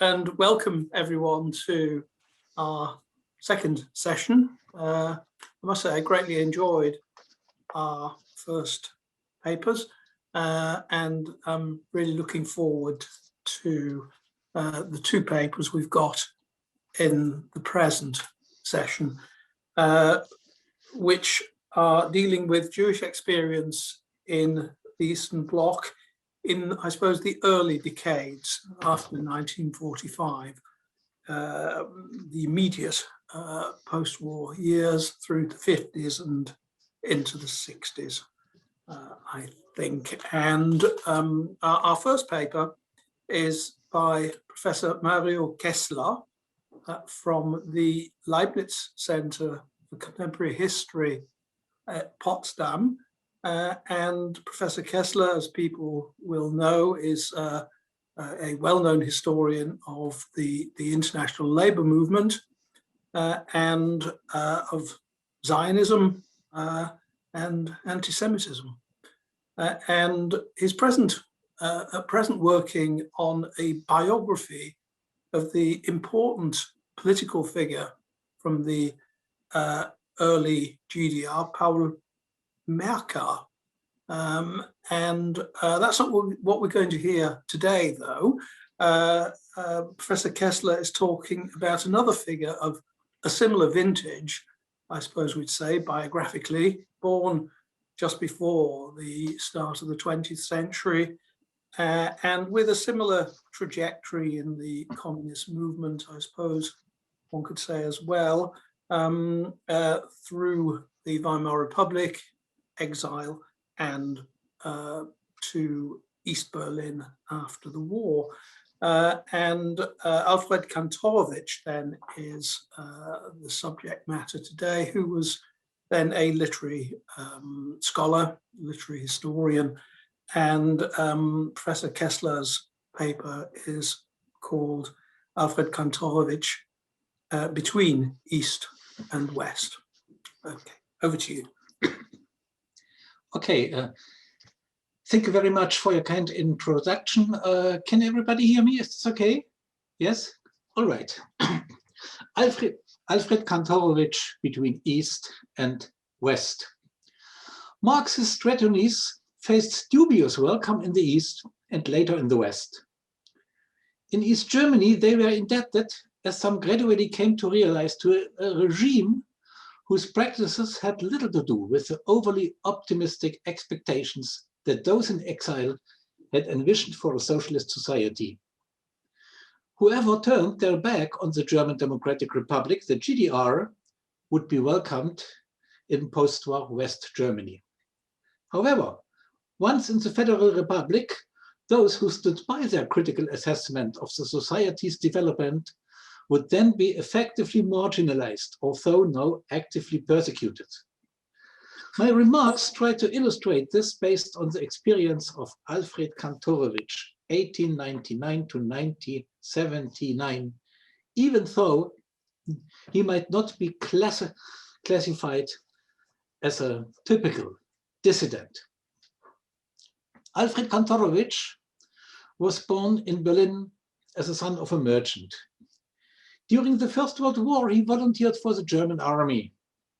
Like many of his generation, he became disillusioned with the old social order after Germany's defeat in 1918. 4 years of mutual killing on the European battlefields and in the trenches stirred many young Germans from nationalism to pacifism. Others sought revenge, which would reverse the results of the Treaty of Versailles and would Germany regain a dominant role in European politics. A distinct group of German nationalists blamed the Jews for the aborted revolution of 1918. Most of German Jews tended to support the democratic Weimar Republic, what most of German Gentiles did not. A minority among the Jews sympathized with communism, while a much smaller minority embraced political Zionism. In a certain way, Alfred Kantorowicz was part of all these contradictory currents. He studied law mainly in Erlangen, where he submitted in 1924 his doctoral thesis on the legal claim for a Jewish homeland in Palestine, an unorthodox subject for a university thesis at this time. Afterwards, he worked as a journalist and Paris correspondent for a number of quality newspapers, including the Vossische Zeitung. However, he also wrote for Die Tat in the late 1920s, the mouthpiece of the so-called conservative revolution. It was a growth of anti-Semitism when this non-Nazi but outspokenly nationalist current, which impelled Kantorowicz to the extreme left. In 1931, he joined the Communist Party of Germany, the KPD. Within the KPD, Kantorowicz worked as a functionary in the local branch of Berlin's Southwest District, where a number of communist writers and artists lived in a large housing project. As a well-known communist writer, Kantorowicz was among the first who was forced to leave Germany when the Nazi dictatorship was erected. On the 12th of March 1933, he went to Paris. There he was among those who became most active in anti-Nazi propaganda.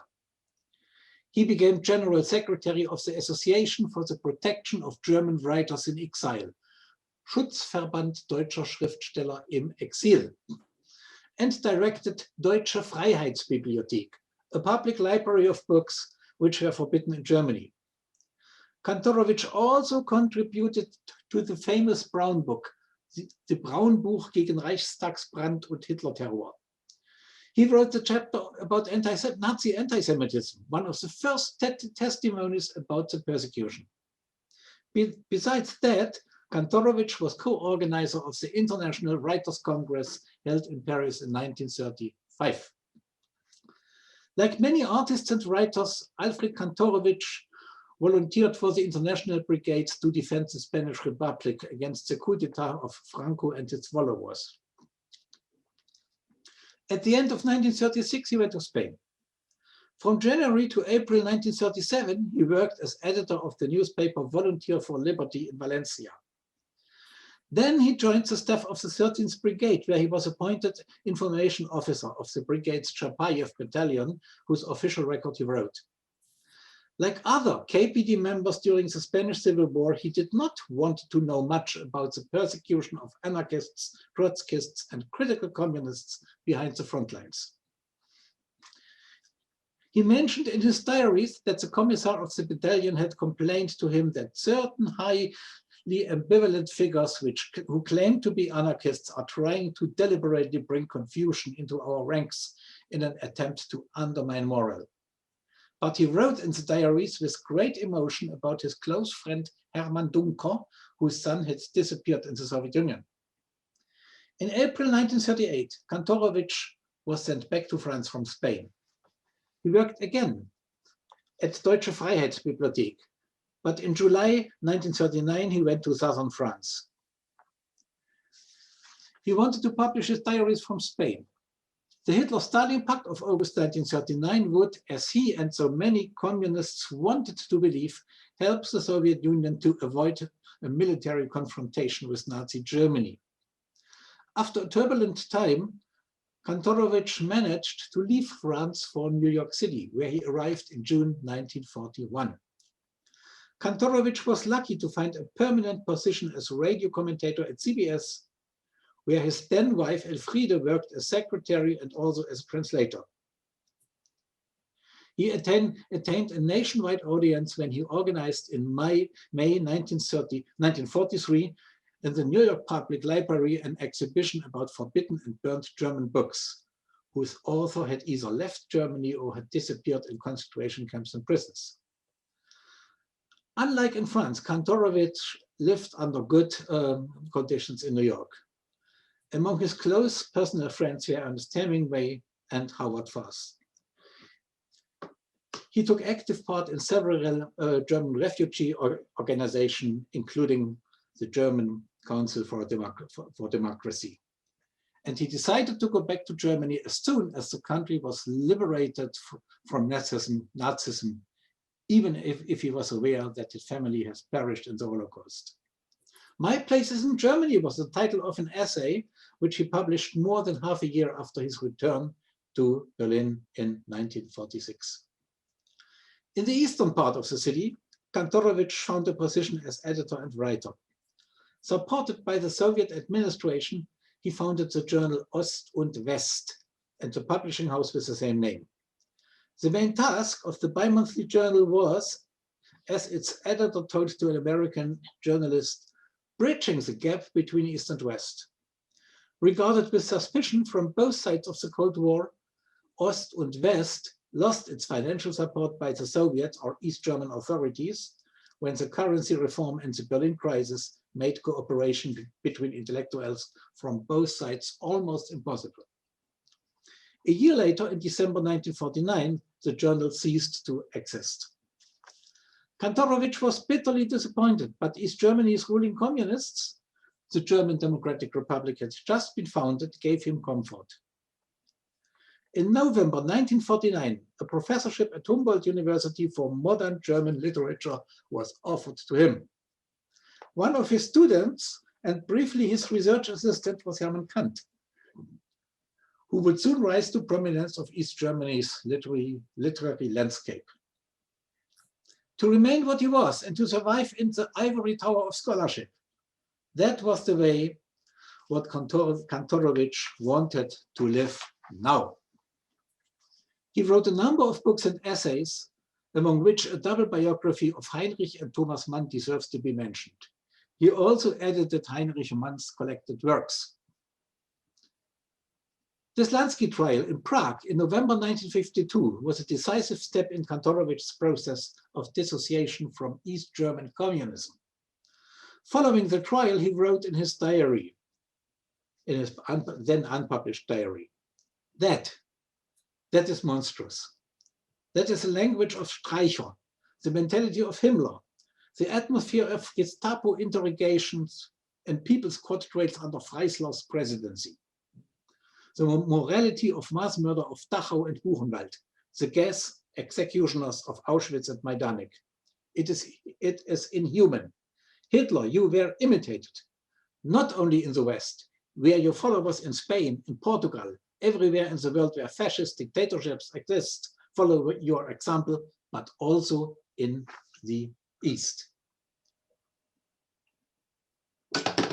Half a year later, East German workers started the uprising against the regime.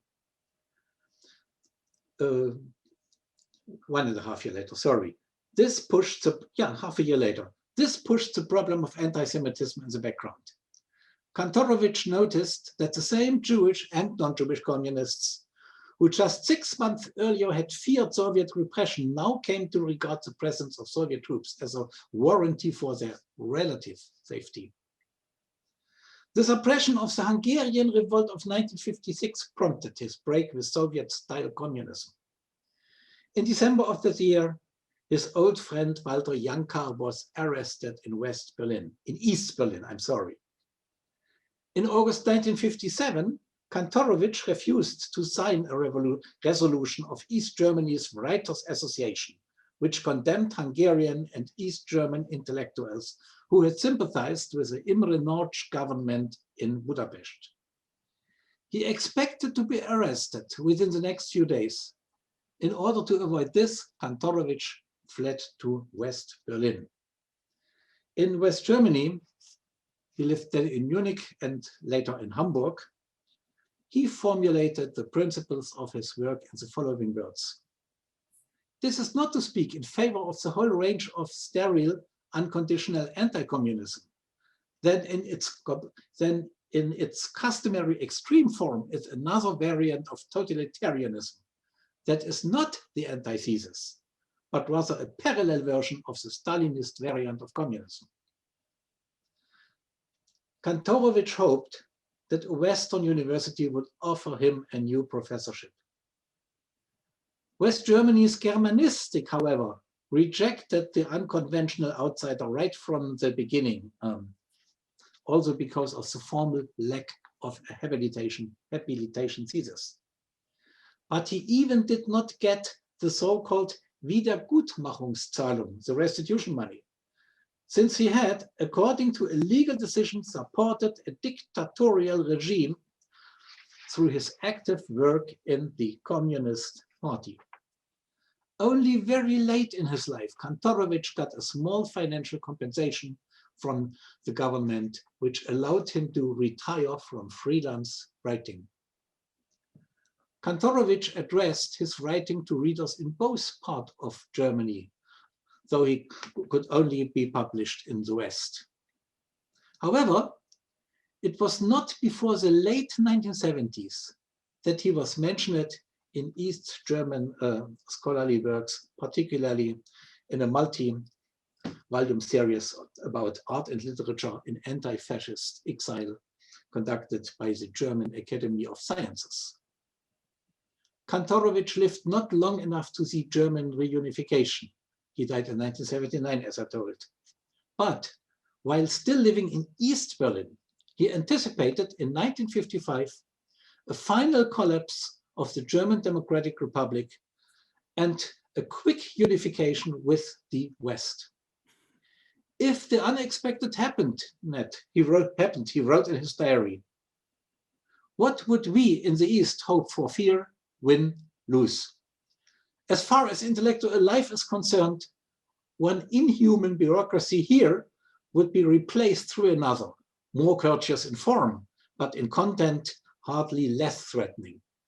Instead of a party sergeant, we would have to deal with another species of sergeant contemptuous of literature and the arts.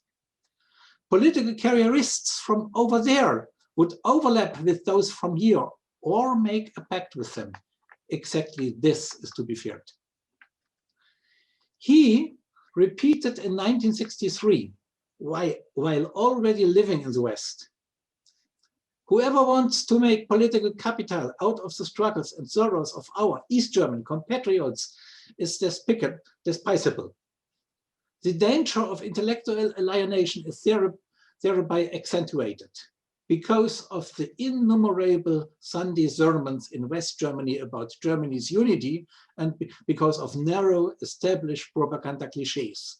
The average citizen of the Federal Republic has become somewhat lethargic rather than addressing the more delicate, intangible, but ultimately more important moral decisions and imponderable undercurrents. In the West, it is not considered productive to find what real values have been preserved in the East and what continues in the humanistic tradition there, certainly even its socialist component, what has survived and holds future promise. Under the condition of dictatorship, the GDR would experience, I quote him again, flight into inwardness, intensification of thought, and imaginative wealth of self-assertion, the art of expressing oneself in Aesopian language, the development of self-censorship of conscience and self-expression in the face of the West's demands for humility and trust. Above all, there should be no prejudices and no blanket judgment. End of quote. Given the continuing problems 30 years after German unification, such considerations are, as I think, still worth pondering. Thank you very much. Well, and thank you very much, Mario Keßler. Thank you. I think I would certainly have questions, but I'll invite others to put those questions first. So let's throw that open.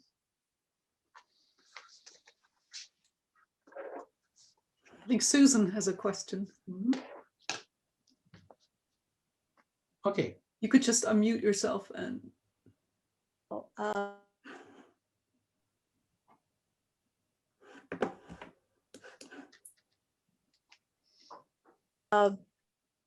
Can you hear me now? Yes.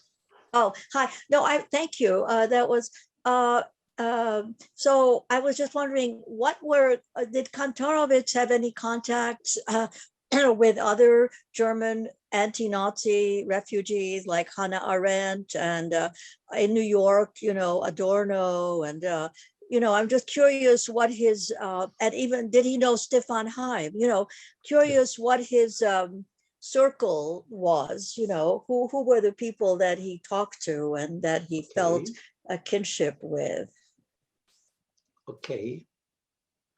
Shall we collect question or should I answer? I think to answer that one. Okay. Okay. Thank you very much for this question. On the one hand, as we know, the German exile community was put together through the common fate, but on the other hand, it was heavily divided, mostly between communists, social democrats, and let's say also non-political refugees, but also conservatives. Among the Austrian refugees, there was a remarkable percentage of conservatives who basically, unlike in France, had nothing to do with those refugees around the two labor parties or around the little in-between groups, the Zwischen groups, the Trotskyists and the like. Basically,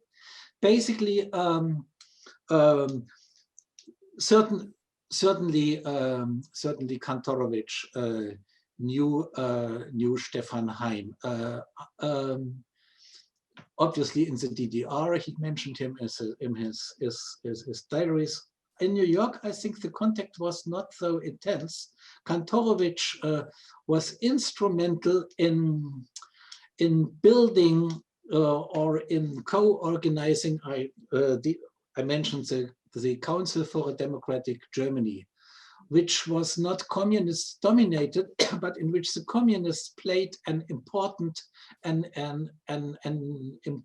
role. There were also social democrats and, let's say, also communist fellow travelers like Bertolt Brecht, who played a pivotal role in the committee. The official chair was Paul Tillich, a Protestant professor of theology, a Christian socialist, a pastor, yeah? and basically the men behind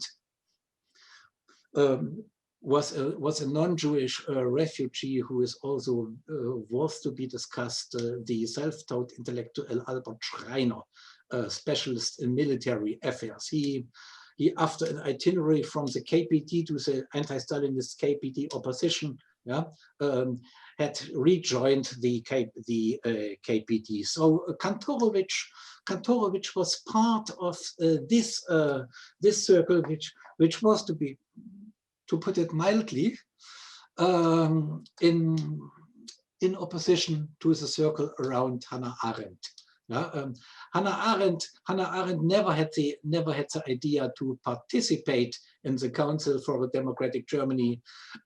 Later in life, she became remarkably close to Paul Tillich. This was a personal friendship. But in 1944, really nasty letters of her, yeah, which the Hannah Arendt circle certainly does not wish to be mentioned. Anyway, so with the Frankfurt Institute, at this time what was then the Institute of Social Research had already relocated from New York to California. Only Franz Neumann and a few others stayed in New York. And in California, there were some indirect linkages, basically through Hans Eisler. Hans Eisler was one of the very few persons who was a friend both of Thomas Mann and of Bertolt Brecht, which sounds unlikely, but Stephen Parker would certainly agree with me that he was with both. Well, you also wrote about it. I read your Brecht biography right after its publication in English. I could not wait for the German edition. Yeah, and well, that's lovely anyway, to hear. Yes. This was when I started to write my book about the German communist refugees between the United States and their return. Anyway, but there were no, and Kantorowicz also, interesting to know, many of these German refugees, more than we know, applied for German citizenship, including Bertolt Brecht, also Hans Marchwitzer, who later made only. I think I'm right, Stephen. Yes. There's an official application for American citizenship, isn't it? But he started it. Brecht. Yes. Started. Yes. He didn't complete it. I see. Yes. That's my recollection. Anyway, it's a few years ago when I did all that. And even Hans Marchwitzer, a non-Jewish writer, but who was married to a Jew, Hans Marchwitzer, who in the DDR made only nasty and unjust remarks about the United States. Marchwitzer, when he was offered asylum in Mexico, he wanted to stay in the hell, his quotation, the hell, New York City, Manhattan. Yeah. So anyway, Kantorowicz was really lucky, like also other let's say refugees, Walter Victor, Hermann Buczysławski. They were full integrated into the American media. Also, Kantorowicz had started an application for American citizenship.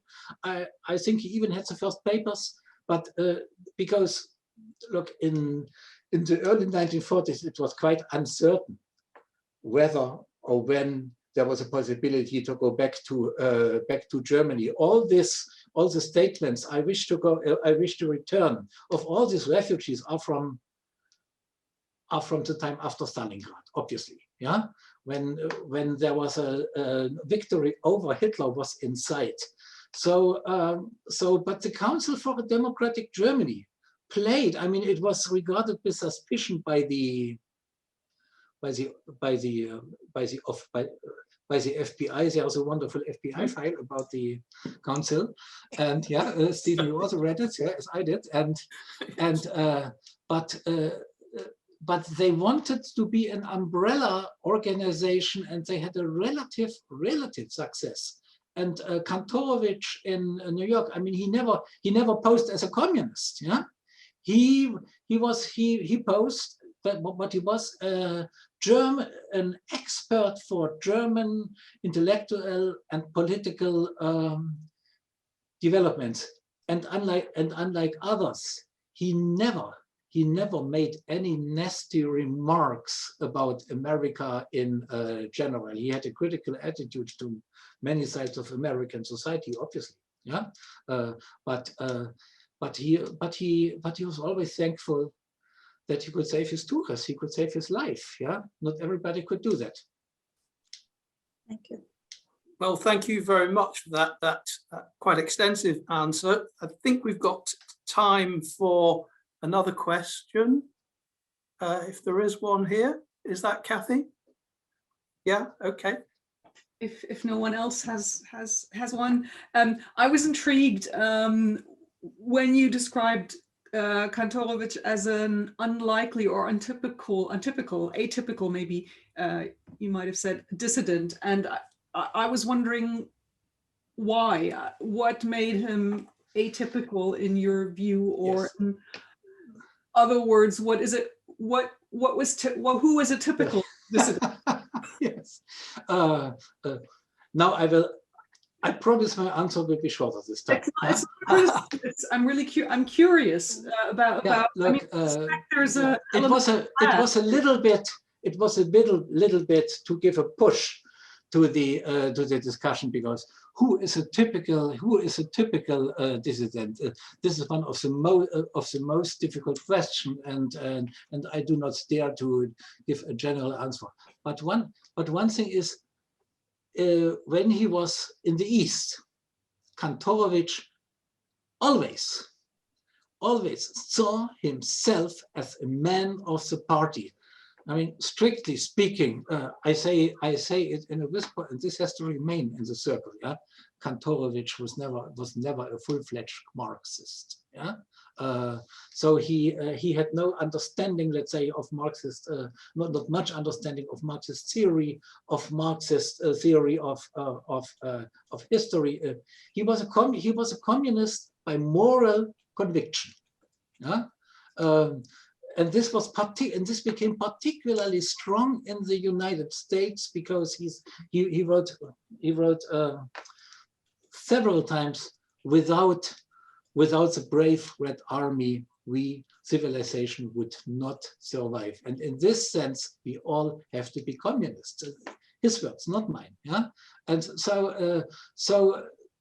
and even in the DDR, I mean, as a university teacher, he was very much along the party line. Yeah, much more than, for instance, other returning refugees, such as his colleague Alfred Meusel, whom he knew well from the Humboldt University.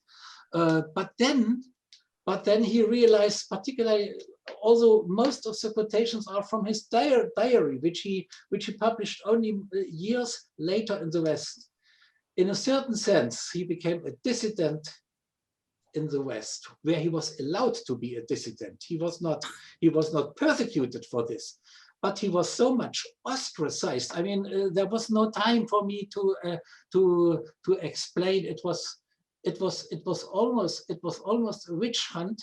He named names of officials in politics, in the media, who had been active Nazis. It's what, in the same time, when Joseph Wolf started his documentations, and you may imagine that in the time of the Cold War, that did not help him much. By the way, a man who gave him much support, and who also managed that Kantorowicz got then a permanent grant from the city of Hamburg, was the social democratic politician Herbert Wehner. That's an interesting fact. Wehner, who himself had been a refugee in Moscow, but this is another chapter of history. Indeed.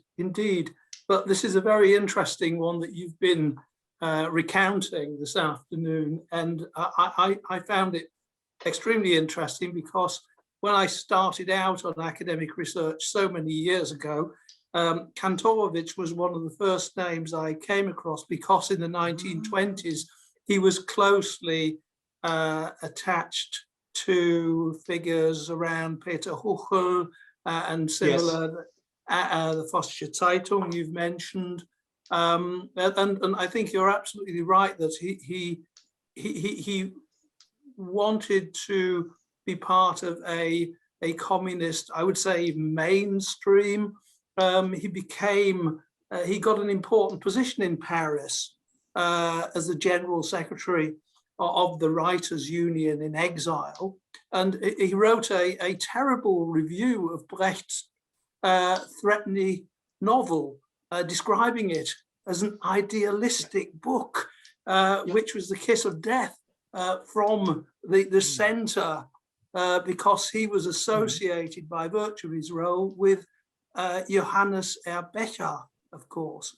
and that's how close it all was.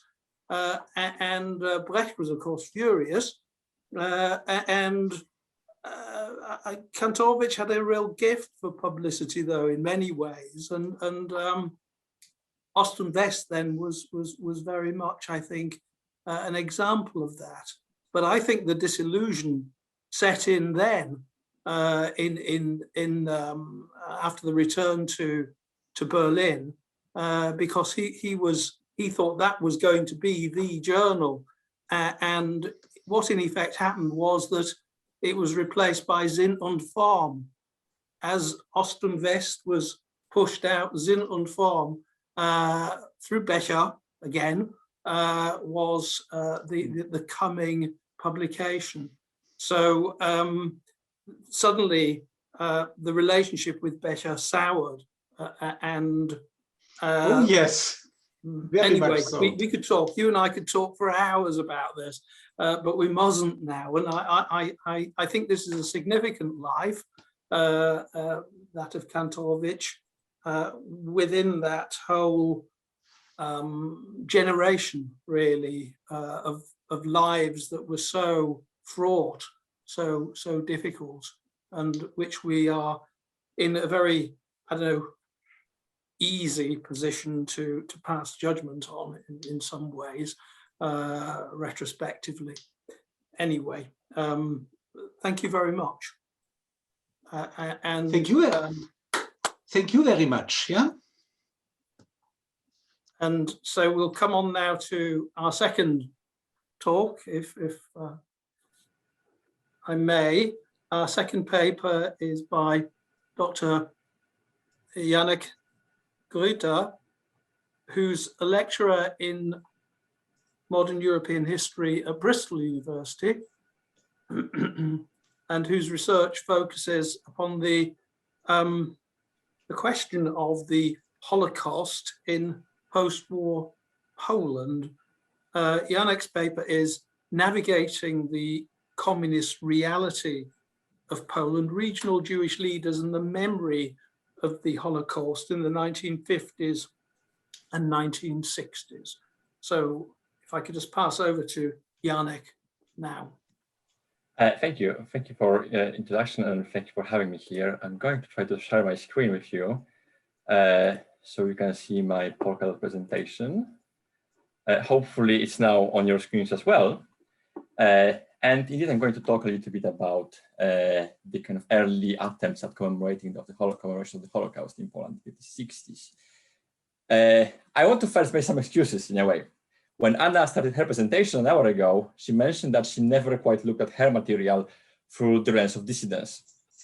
I'm going to push it even further. I never actually looked at my material through the lens of Jewish studies. I'm not necessarily a Jewish studies person, never have been. Which might be surprising because I do research the memory of the Holocaust in Poland. And to kind of push it a little bit further, I'm not saying this only as an excuse, also as an excuse, but not only. I'm saying this because my decisions about how to approach the memory of the Holocaust, how to research it, were in many ways formed and informed by the kind of consensus in the field. And the consensus is such there isn't much of the Jewish society and Jewish memory work to speak of in Poland after the Second World War whatsoever. Rather, what my colleagues have written about thus far is that the community, the Jewish community in Poland is rather small and rather impoverished. There existed a dozen or so congregations, religious congregations. There's a social club for communist Jews and even a theater in Warsaw, but these are small, these are culturally not very resonant. Indeed, about the Krakow congregation on which I'm going to focus today, we know that in the 70s it had below 200 members, and that its main occupation in the 70s seems to be delivering food parcels to the impoverished members. And so because this community is seen as such a small one, it's often ignored in research. There aren't many Jews left to do any memorial work in Poland. That's the kind of assumption here. Equally, there are some assumptions about the state of the Holocaust memory, which informed my research thus far, and with kind of confines of which I worked or tried to challenge them. And these are very much that the date for the memory of the Holocaust in Poland is 1989, so the fall of communism. Before that, Holocaust is mentioned very rarely, occasionally by the communist government.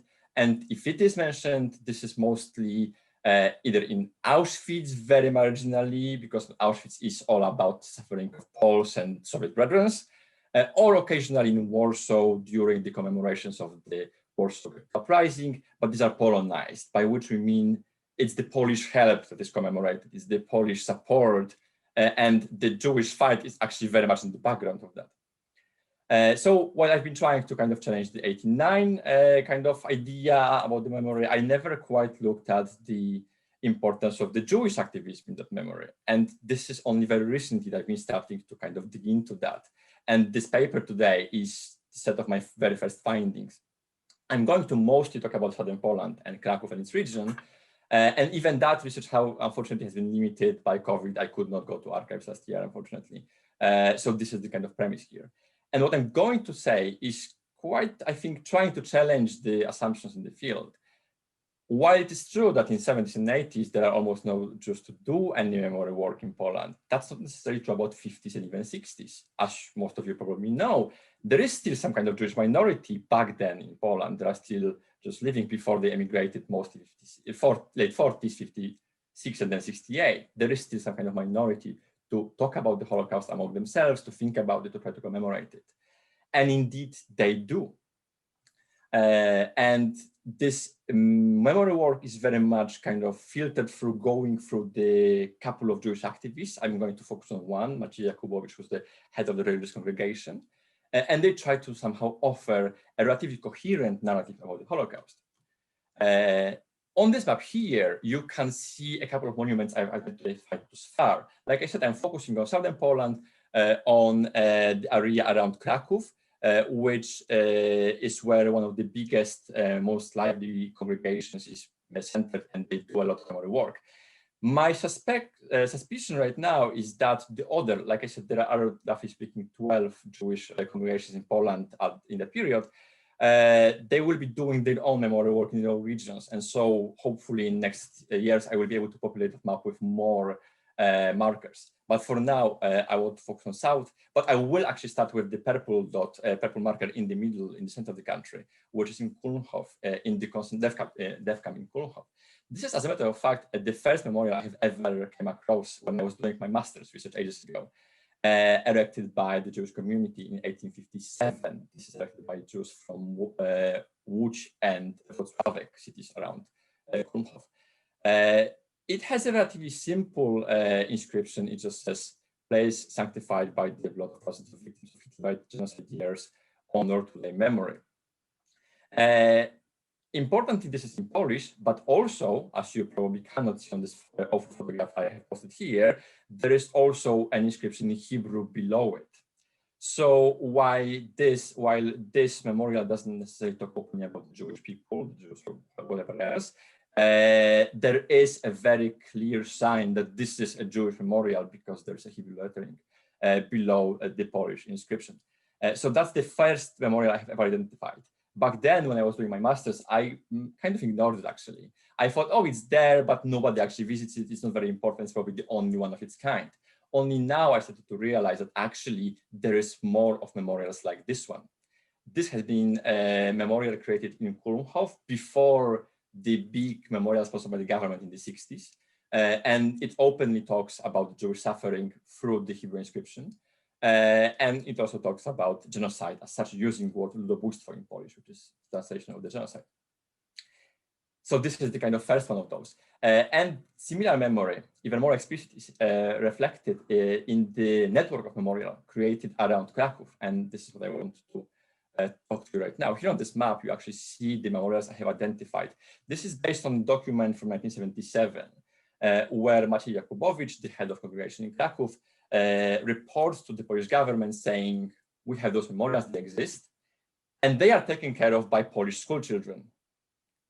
I haven't managed to explore that yet. I'm very curious about what does it actually look like in practice.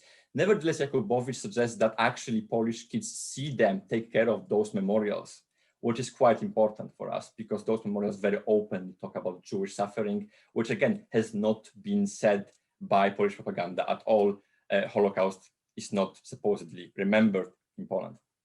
I will focus on two memorials for the remainder of my time. First, I will talk about Kraków one, and then about one in Msza Dolna. These are the blue markers on the map here. First, the darker blue Kraków, and then Msza Dolna to the south.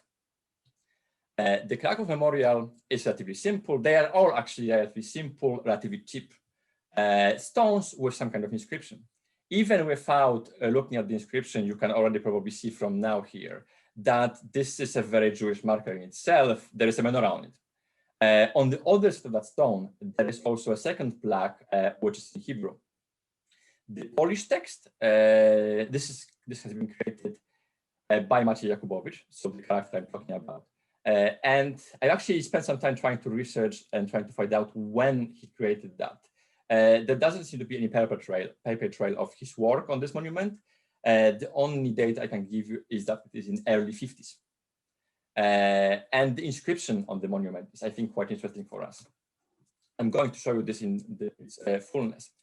Here in this place, in the years 1943-1945, several thousand Jews, both from Poland and Hungary, were tortured, murdered, and incinerated. We do not know their names. Let us replace them with one name, the Jews. Here in this place, one of the most severe crimes was committed. Human language knows no words to describe its atrocity. It's unspeakable brutality, ruthlessness, cruelty. Let us replace them with one word, Hitlerism. The Jews who survived the fascist pogrom pay homage to the memory of murdered, whose final scream of despair is the silence of this cemetery. Highlights here are mine on this text, as you can imagine, and I've highlighted a couple of sections which I think are quite important for us.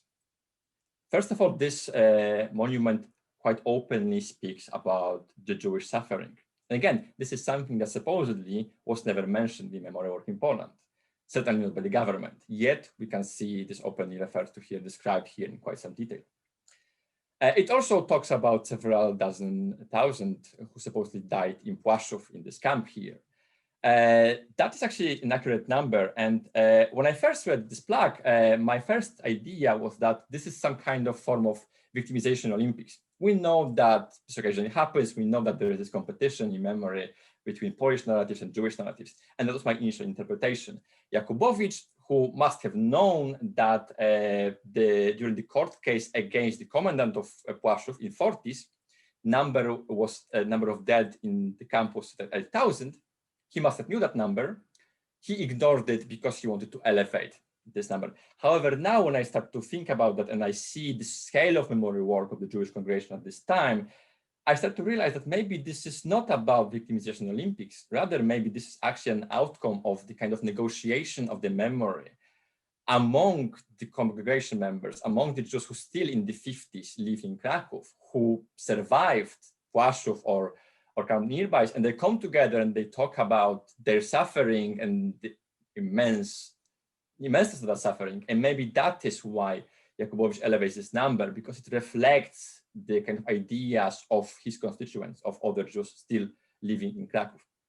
I still cannot answer this question. I hope I will answer it soon. Nevertheless, this is still here. Another thing I want to highlight about this, this plaque is that it talks about Hitlerism. This might seem like a relatively generic description of the killers, but actually I think there's a little bit more going in here. Like I said, this memorial and other memorials created around Kraków, they have typically Polish inscription and Hebrew inscription. Hebrew inscriptions often talk about Germans, not the Polish ones. The Polish ones talk about Hitlerites, fascists, and these are the terms which are also used by Polish propaganda at the time. Polish propaganda, talking about the Second World War, never talks about Germans during the communist times, for obvious reasons. GDR is part of the Eastern Bloc. Instead, Polish propaganda will be talking about Hitlerites.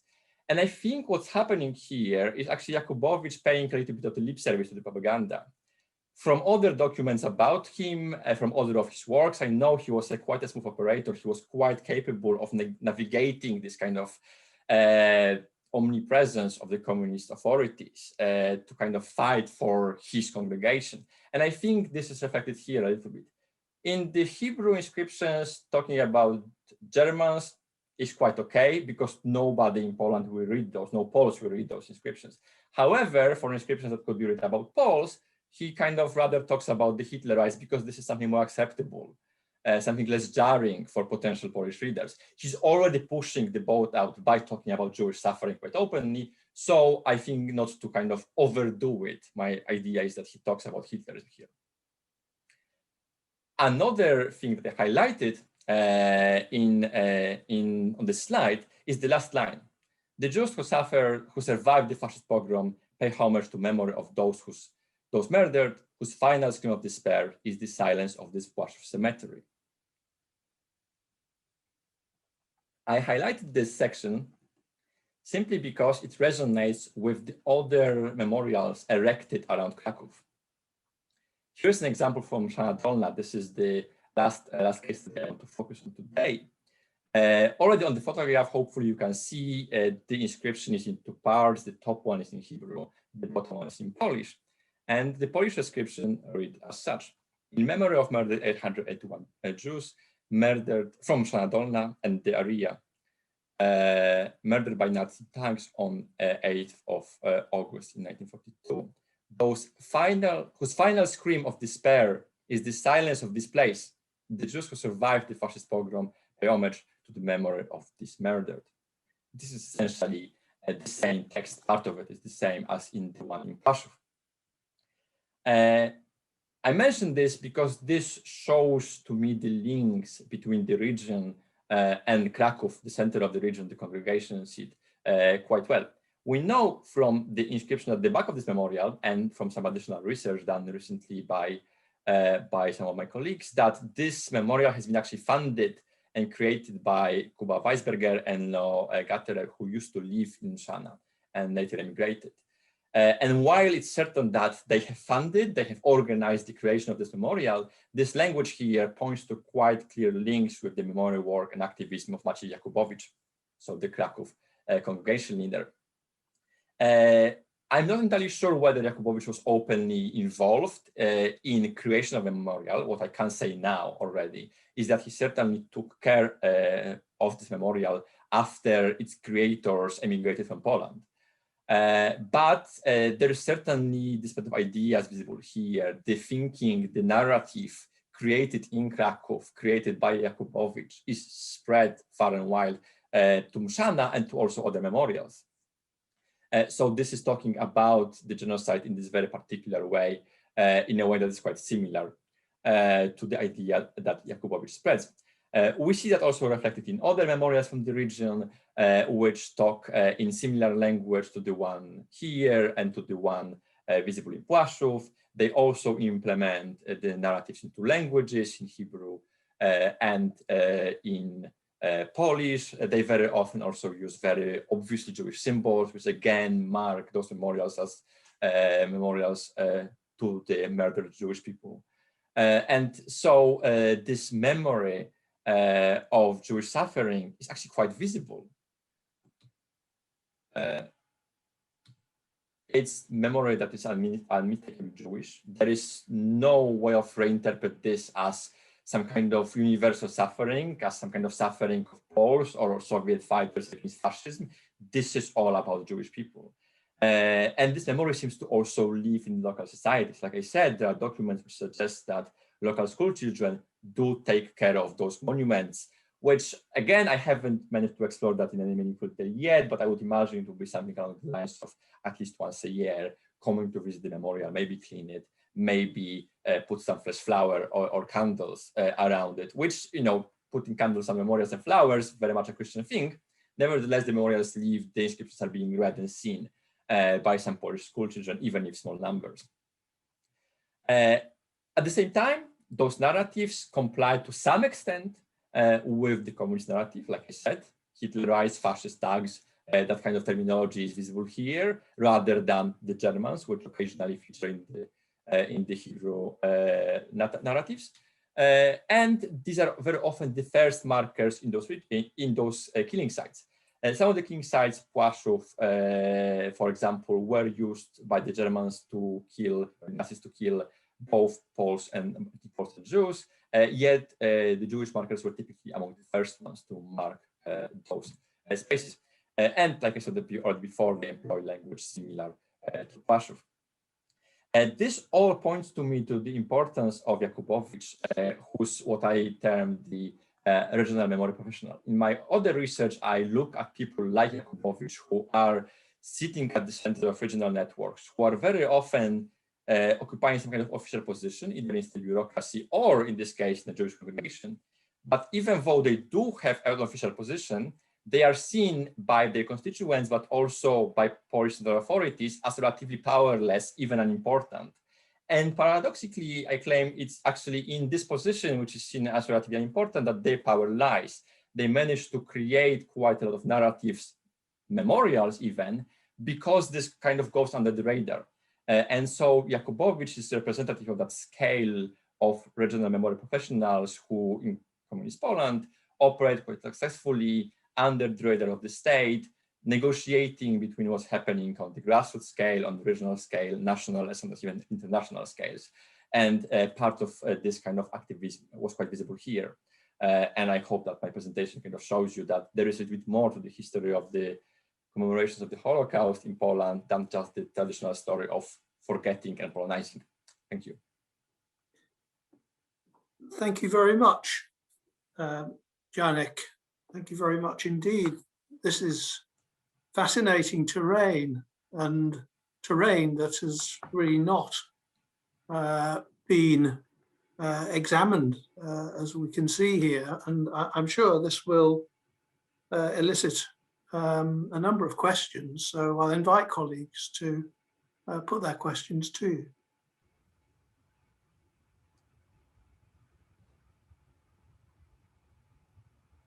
Stephen? Yes, Sandra. Yes, please. First of all, thank you, Janek, for a really engaging talk. And I want to ask you a version of the same question I asked Anna.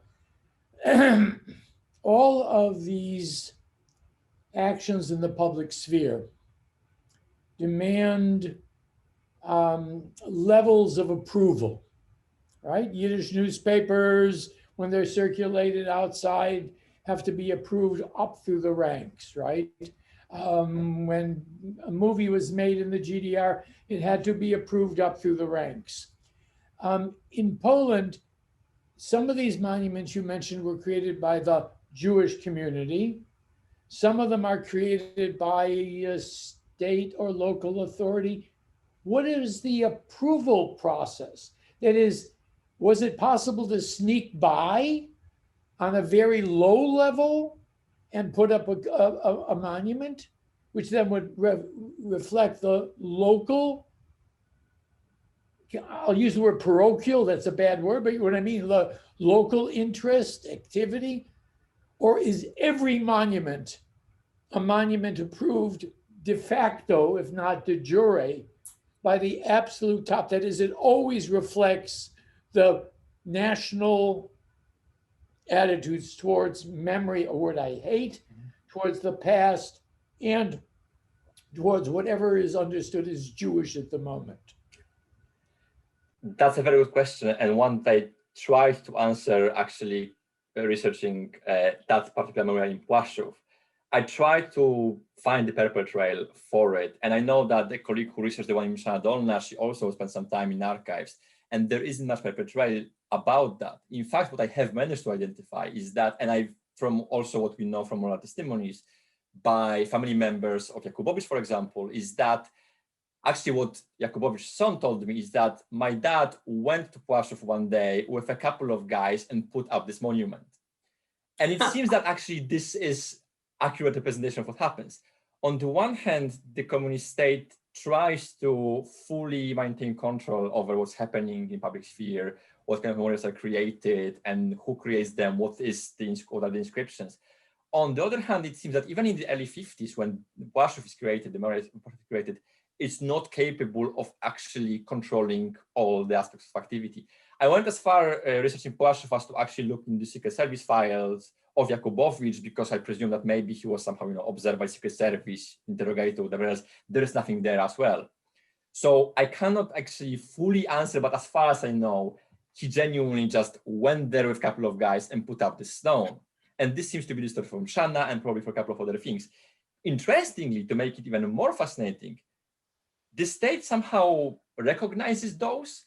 From mid-50s onwards, there are documents in which the municipality in Krakow actually recognizes that the monument is there and some funds have to be poured because it was on very unstable ground, geologically speaking.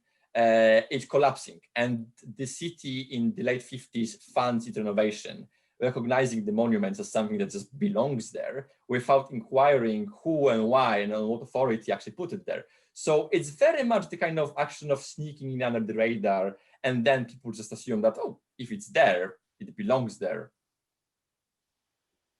Fascinating. Sorry. Can I make an analogy very quickly?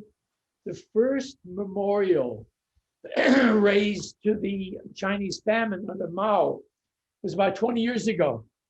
And a guy went to one of the graveyards and put a memorial up. And all of a sudden, people are saying there's a memorial to the 8 million people who died in the famine.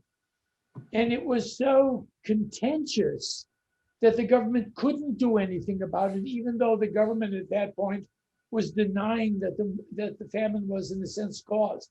So that's a really interesting manipulation of the public sphere.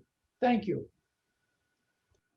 Yeah, well, that was a great question and answer. There must be more questions out there, I think.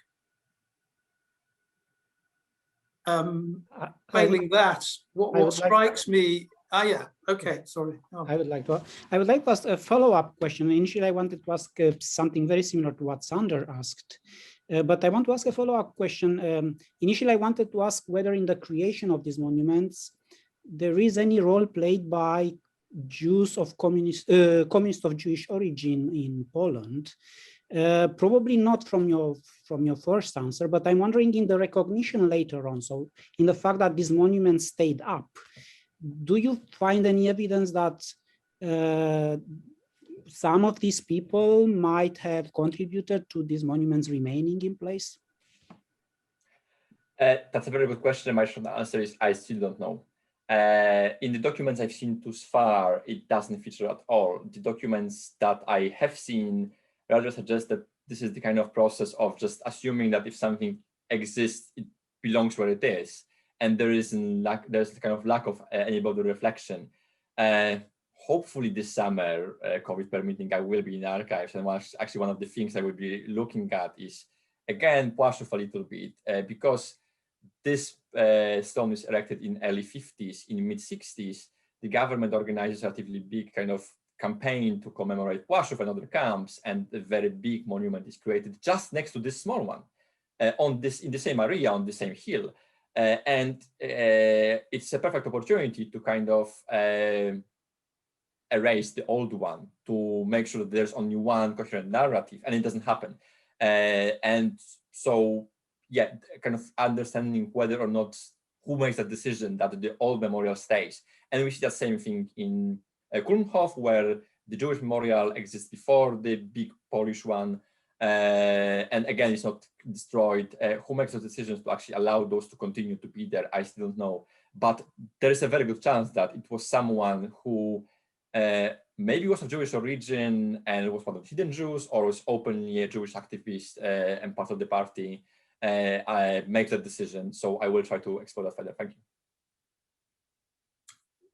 Okay, we would have time for, I think, another one if there is another question. Otherwise, I have a quick question. Okay. I was intrigued by the use of Hebrew on one of the memorial stones, and I'm wondering, maybe I didn't catch that. Was it actually a religious inscription, or was it a secular sort of inscription? And if so, then why was it? What was the function of doing that in Hebrew potentially? This is the Hebrew are, as far as I can tell, unfortunately I don't read the language. So as far as I can tell from what other people have already translated, these are just translations of the Polish texts. And so this is basically, these monuments are bilingual here. The Kolikurist, which is the one in Mszana, she actually speculates why Hebrew and why not, for example, Yiddish. And this is a very good question, I think, because the way I understand it, why Yiddish would be more commonly spoken before the Second World War in Poland by people like, just from Shanadolna, which is a small town near Sztetl, then again, use of Hebrew actually points to the importance of Jakubowicz, who's very much from Krakow, from the intellectual milieu of people around the university. So presumably he would be fluent in the language, and so when he wants to mark those stones, mark those monuments as bilingual, as Polish Jewish, he just writes them in the language he operates with. That's my kind of hunch at the stage. So to quickly answer your question, these are translations of the Polish texts with minor differences. Like I said, when Polish text talks about Hitlerized, the Jewish text, the Hebrew text typically speaks about the Germans openly. And the reason why they are in Hebrew and not in Yiddish, for example, my guess is that because they are created by Jakubowicz, or at least people from Krakow who are fluent in that language. I think that maybe brings this session to a conclusion, aware that Janek has got further results that he will be able to present after the visit to the archives in what is a really exciting project here. So thank you both very much for those two papers this afternoon, which have provoked, I think, really interesting discussion. And I think, as Kathy has indicated, that discussion can continue. We look forward to seeing everyone, panelists and attendees back tomorrow. Thank you very much, and see you tomorrow.